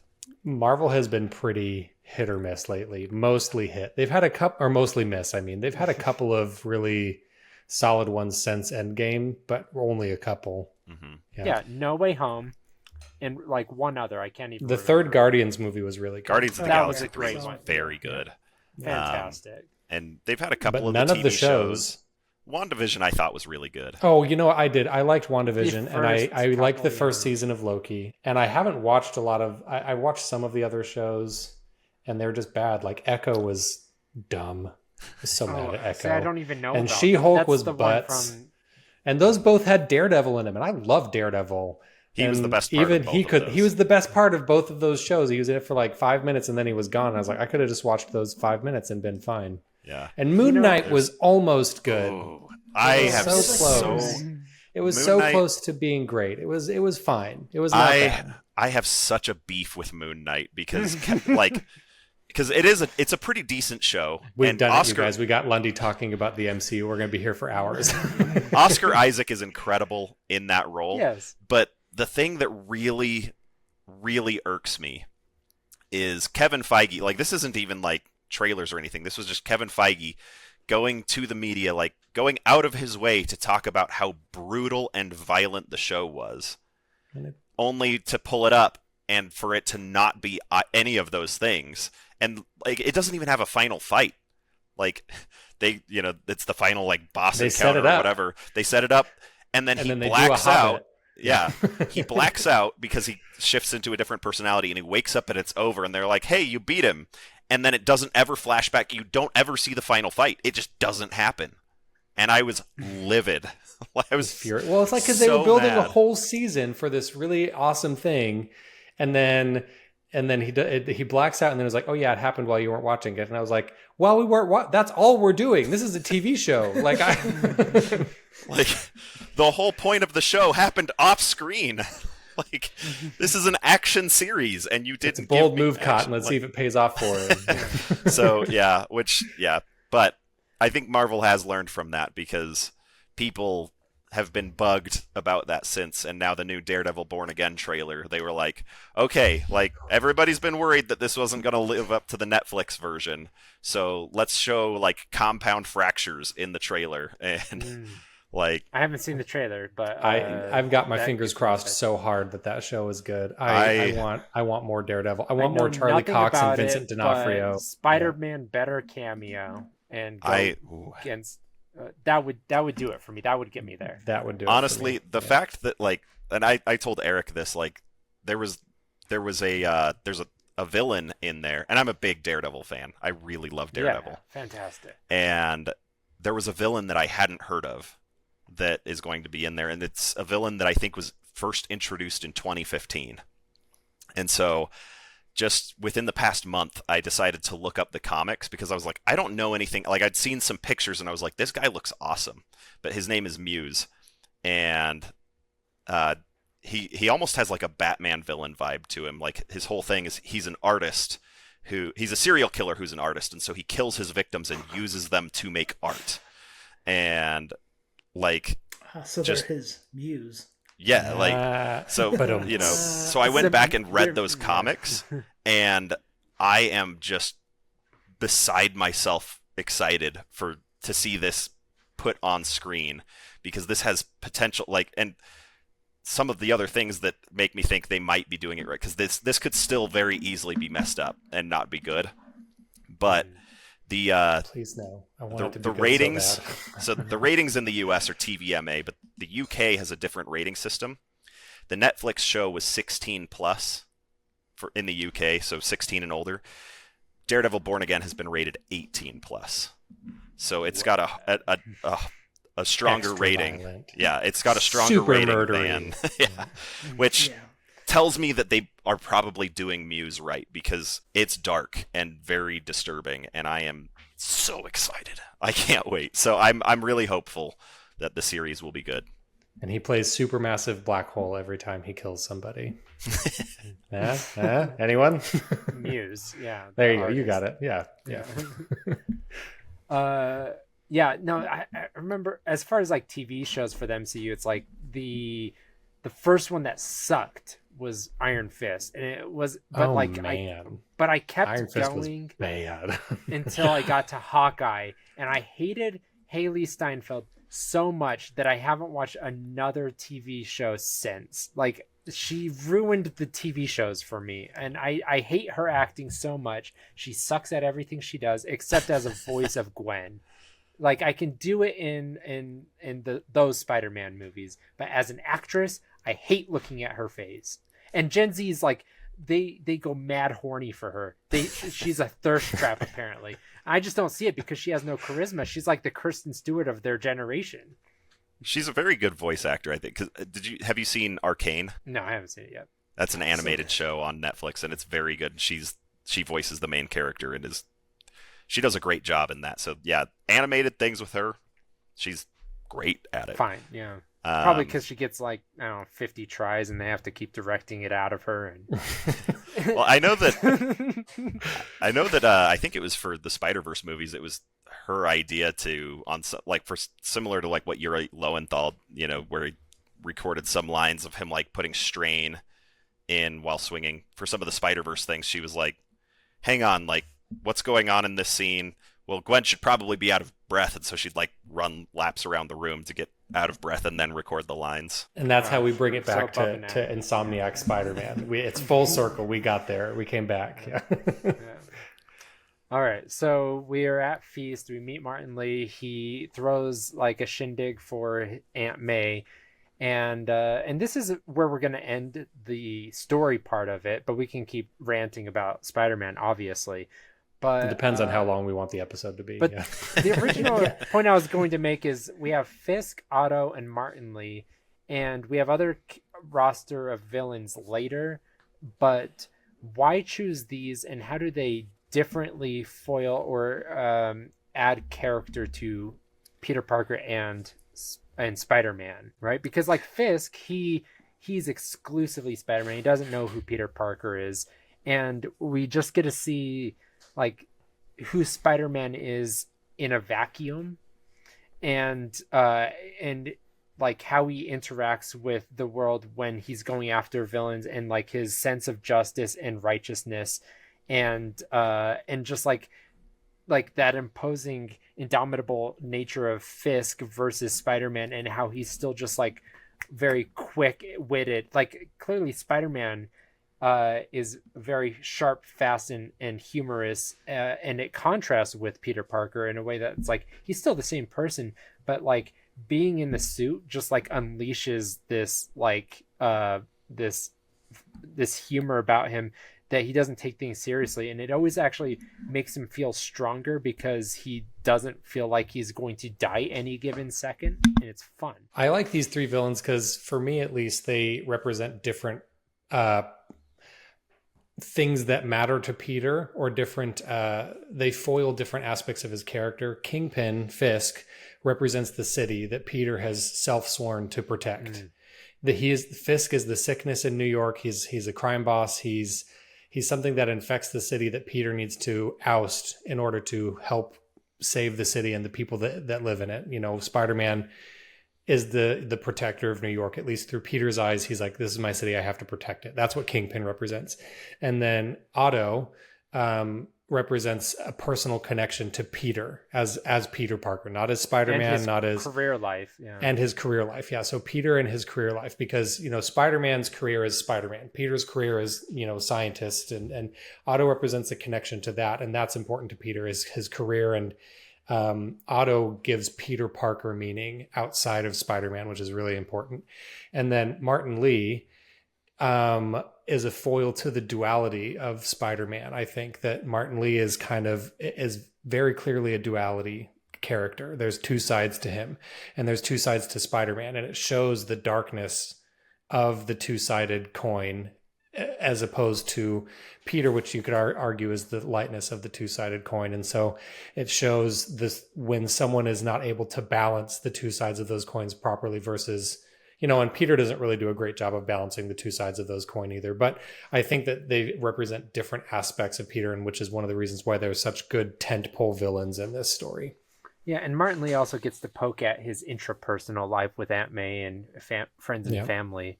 And so all of these get to, at different points, challenge who he is in any given context, so you can always get a sense of what his priorities are and what he'll give up to for something else. Because like any given great story that it's character driven, again, is going to be about like wants versus needs, and there's what he starts with, which are his wants, and then by the end it's revealed what his needs are, and they're supposed to be in conflict with each other, and he has to choose.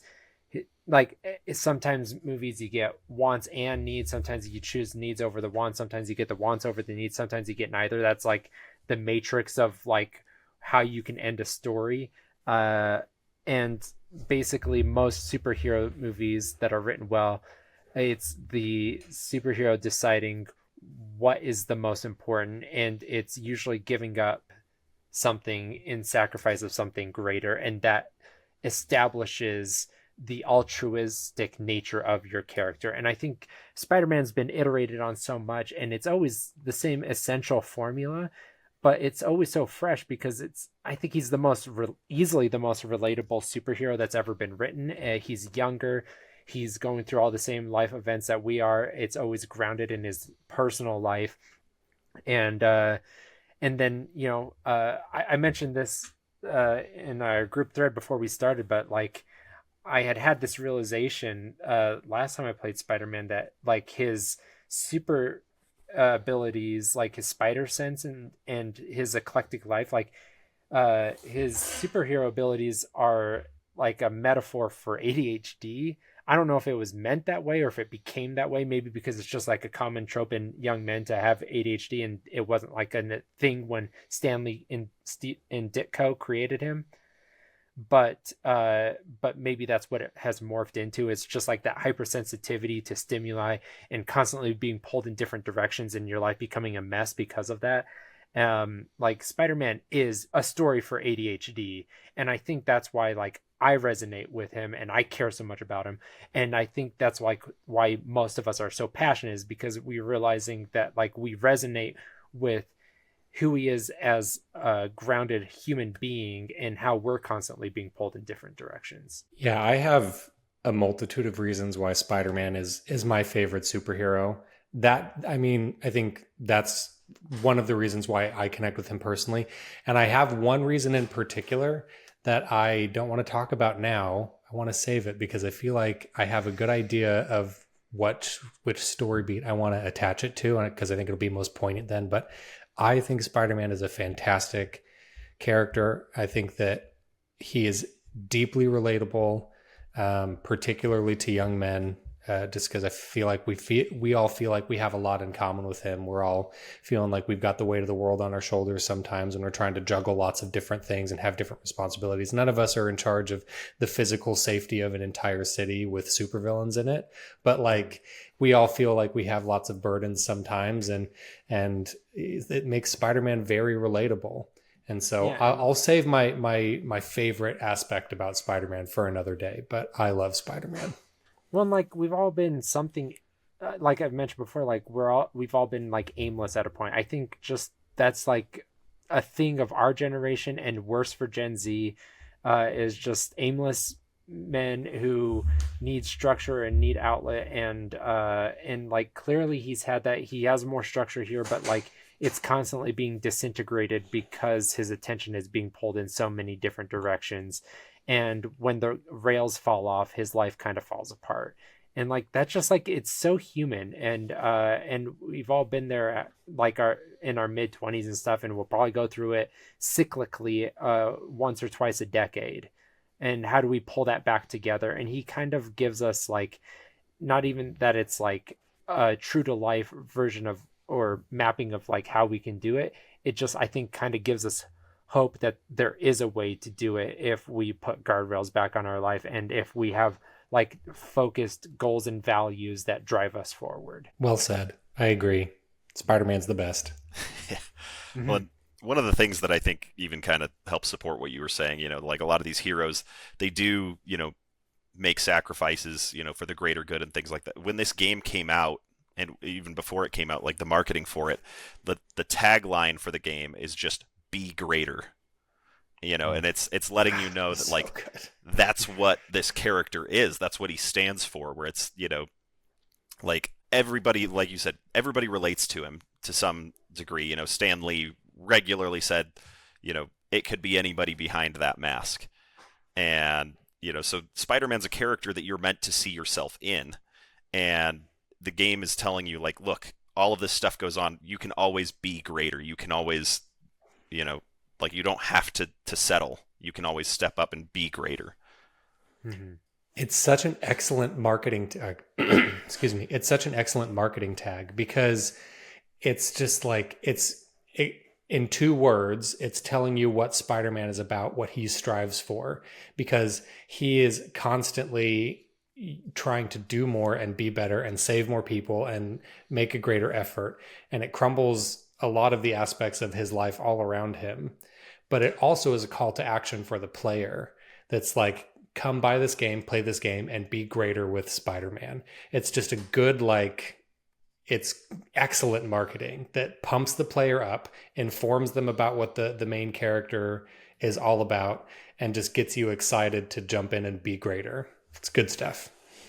Yeah, we've, like, the most important quote of our childhood was, with great power comes great responsibility. And for some reason, it's like, that technically doesn't apply to our literal lives, right? Because we don't have superhero abilities. But, like, I think that's like a saying that was captured in the zeitgeist, and for us as young people, because we were going through our rite of passage to adulthood, and that comes with the mantle of responsibility and greater power. And especially as like men, we have to care about more people. Like, I'm caring about my wife and my child, but I am also now caring about my parents and having to put out resources for them.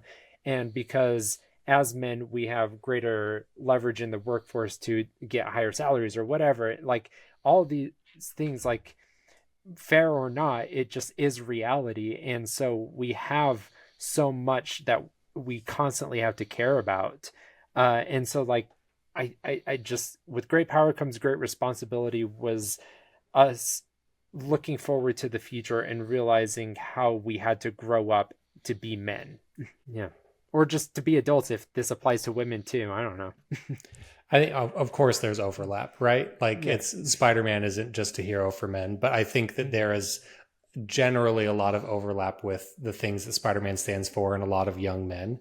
And I know that a lot of young women see themselves in Peter as well, and his struggles and what he stands for. And, you know, that the great power comes great responsibility is great advice and things that we all feel. You know, when you have a duty or a you know, something that you are responsible for, or something that you have the power to affect for good, you have a responsibility to do that. And that's one of the, I love that saying for Spider-Man, because it's the reason why he became Spider-Man, but it's also sort of a curse for him, where he has this compulsive need to do everything that he can do and beyond. Like, he will, you know, do good or die trying, kind of a thing.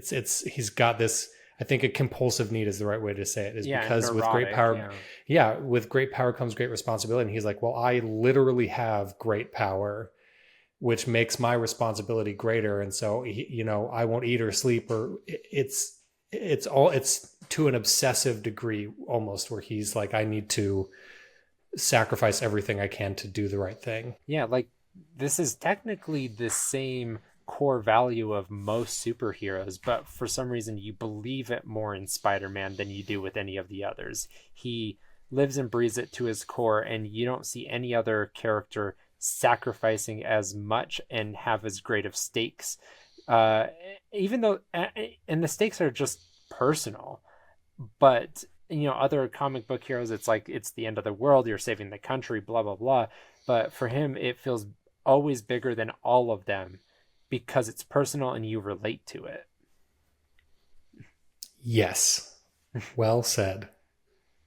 Yeah, just like Spider-Man No Way Home, Peter Parker excited to go see his friends, and then getting scared of hurting them again and walking away.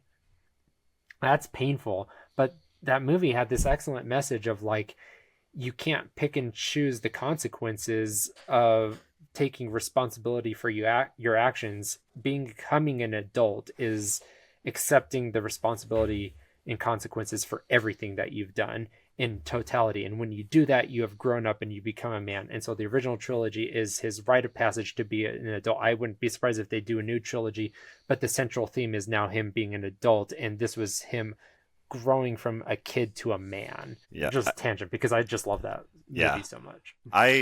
No We Way could do a Home. whole extra episode about that movie. I think I'm a big fan of that movie as a Spider-Man story. Yeah. The thing that blew me away the most about No Way Home is, it seemed like the MCU was just skipping over a Spider-Man origin.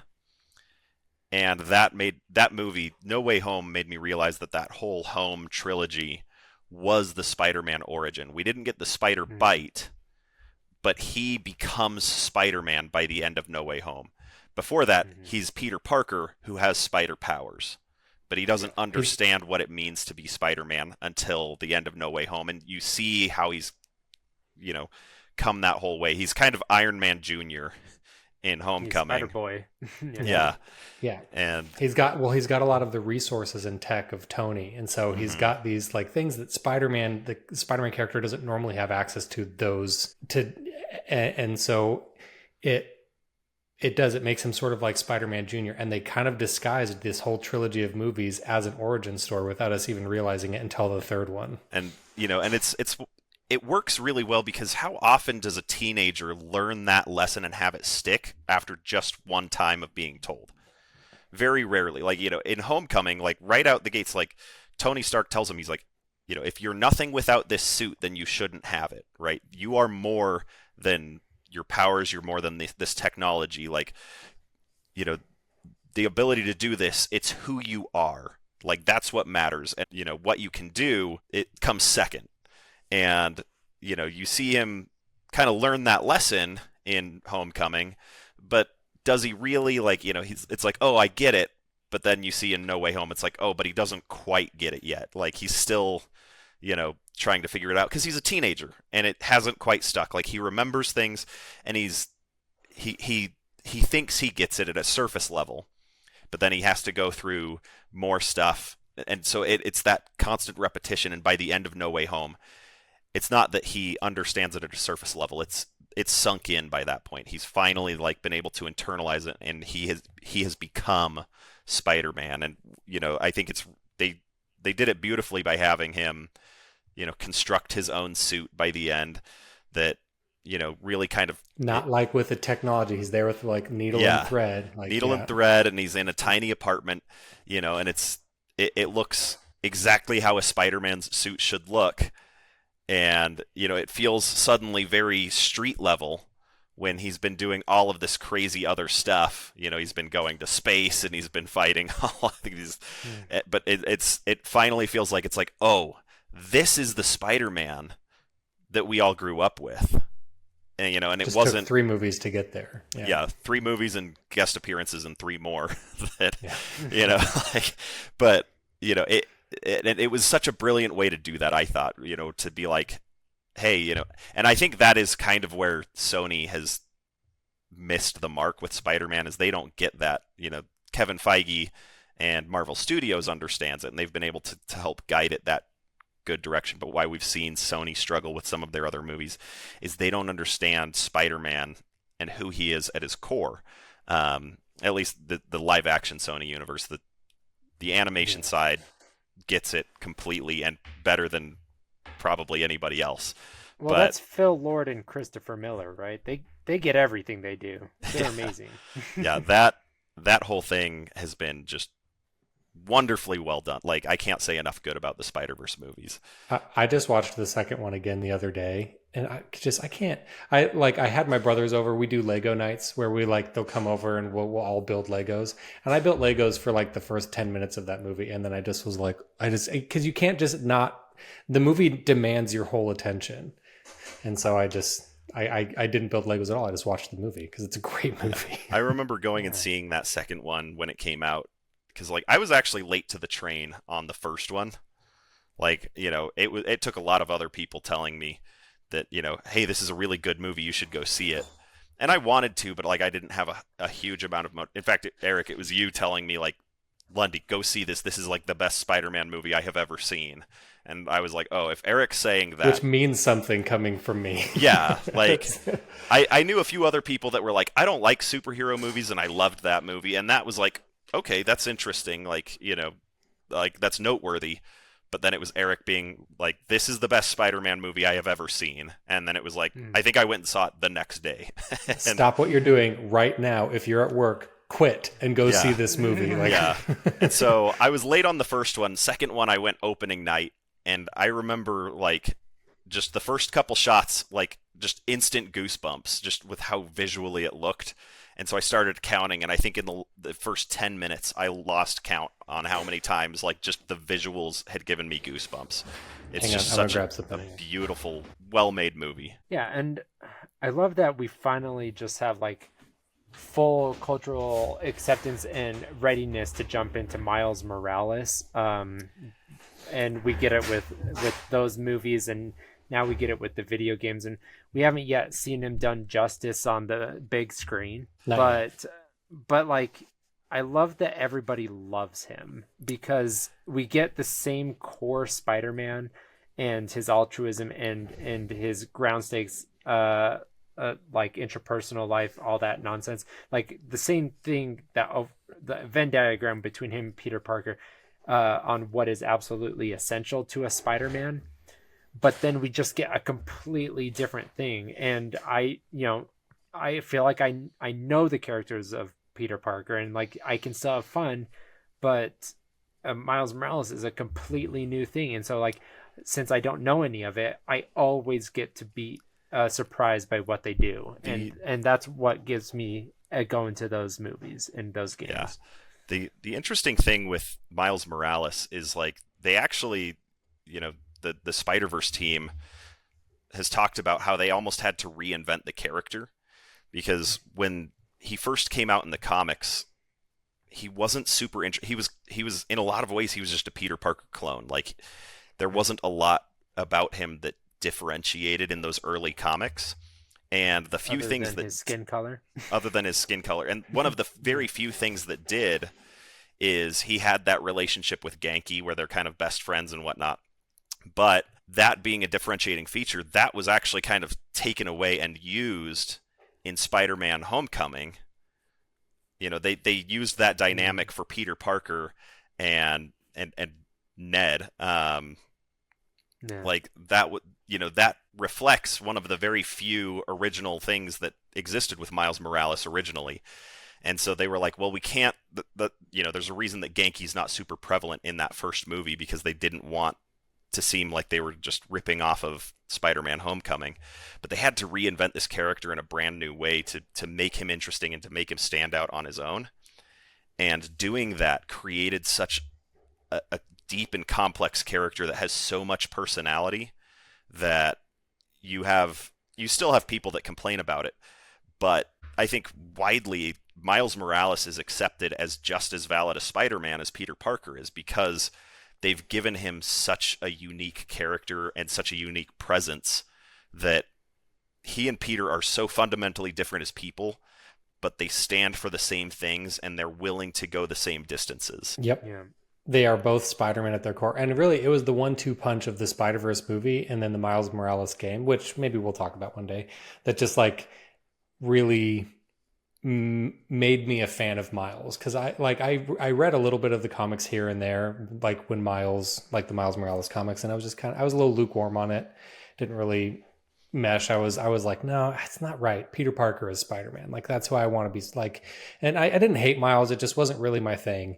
And then, you know, with the Spider-Verse movie and the Miles Morales game, and I was like, oh, I get it now. Miles is awesome. Like, I just needed that extra little push to realize that, yes, of course he's not Peter Parker, and he shouldn't be Peter Parker. He's his own character that has his own, like, he's very distinct and different, but stands for the same things as Peter, which is what makes him Spider-Man. Right. And what makes him so fun and fascinating to play as and watch is, like, the movies and the games have adopted the same design language for what, like, for making a vibrant, colorful, and and just this city urban vibe that just like really pops, and it gives him so much personality. And so I love those deep neon colorful lights that they or colors that they've chosen as a palette for everything that he does.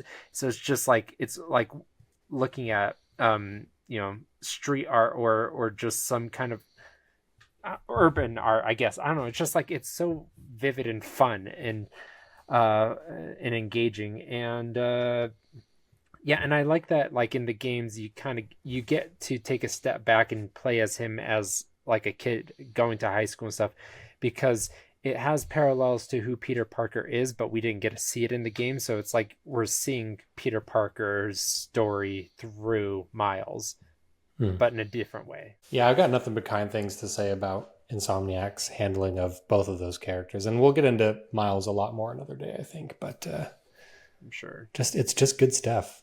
Friggin' Spider-Man, you guys. Friggin' love it. This is what I went to go grab at my desk just a second ago, is that I just ordered this in the mail. I watched the Spider-Verse 2 movie, and then the moment I finished watching it, I got on Amazon and I bought this. It's a Spider-Punk figure from Across the Spider-Verse. It's one of my new favorite action figures. And then today I ordered all of the other Spider-Verse figures that I don't have yet. So I've got like 4 figures coming in the mail. I'm very excited about it. Sounds amazing. You probably need to clear out your display behind you just for this. I'll figure it out. Yeah. You just push some of them to the side, wiggle it around, make some room. Or you take like fishing wire and you have them all swinging from the... Yeah, well, that's why I ordered more of these plastic stands too, so that I can have them kind of up in the air, and that'll help clear a little bit of space. So that's great. Well, yeah, so that's probably going to do it for us today. Thank you, Lundy, for joining us. You're going to be here for all of the Spider-Man episodes. That's non-negotiable. And we... You don't have a say in the matter. Yeah. We'll probably take a break after this game. We won't go consecutive like we did with The Last of Us, but we will have to come back and do all of the Spider-Man. Yeah, doing games. 3 games in a series all in a row would probably be too much. It'd bum us out a little bit, because like we also have to get to like Death Stranding, because 2 is coming out this year. Just like some of these tentpole, we'll probably have to do God of War, just like because I figure not everybody's going to play along with us, but if everybody has played these games, then it's fair game. And that might be our sweet spot for now. So big popular titles, mostly PlayStation stuff, because as we talked about, Xbox doesn't do a lot of first party. It did Gollum. Good games. Yeah, let's cover Gollum. That'll be our next one. After Spider-Man, we'll do Gollum. Take it very seriously. Yeah. Yeah. Heard nothing but good things. Did you already tell us this, Lundy? It looks like you have Elvish on your arm. Yeah, that's Elvish script. Elvish script. Tangwar. Is it Sindarin or? It's Sindarin. Yeah, it's not Quenya. No, nerds. It's Sindarin. And so it loosely translates. These things. Yeah, it loosely translates to a quote from one of my favorite games, Legend of Dragoon. And so here we go. All I'm Double say, nerd. Yeah. But yeah, the quote is, "You are free to sever the chains of fate that bind you." So, I have that translated into Sindarin as closely as can be. It's not a perfect translation, but it's as close as possible. And then I wrote it out in Tangwar. So there you go. That's amazing. That's the nerdiest thing I've ever heard, and I loved every second of it. Yeah, I'm just happy for you, man. I love it. Says Eric as he's going into debt for Spider-Man figures. Nerd. What dork. Hang on, let me go play with my toys. Yeah. If anybody shames you for that, they can go to hell. Yeah. No, I don't. Yeah. It's a good way to weed the people who aren't worth your time out of your life. Oh yeah, no, I have, just to make sure that like I drive it home, like because like I don't have a ton of pictures where it's super visible, and so on my dating profile, there's one of the prompts is like the dorkiest thing about me, and so I put my Lord of the Rings tattoo just so that it's like, hey, it's right out here in the open. Like, if you don't like this, it's like, don't match with me. My filter was The Office. If a woman didn't like The Office, it was no second date. I would date literally anybody. I was so lonely. Anyone who would have me.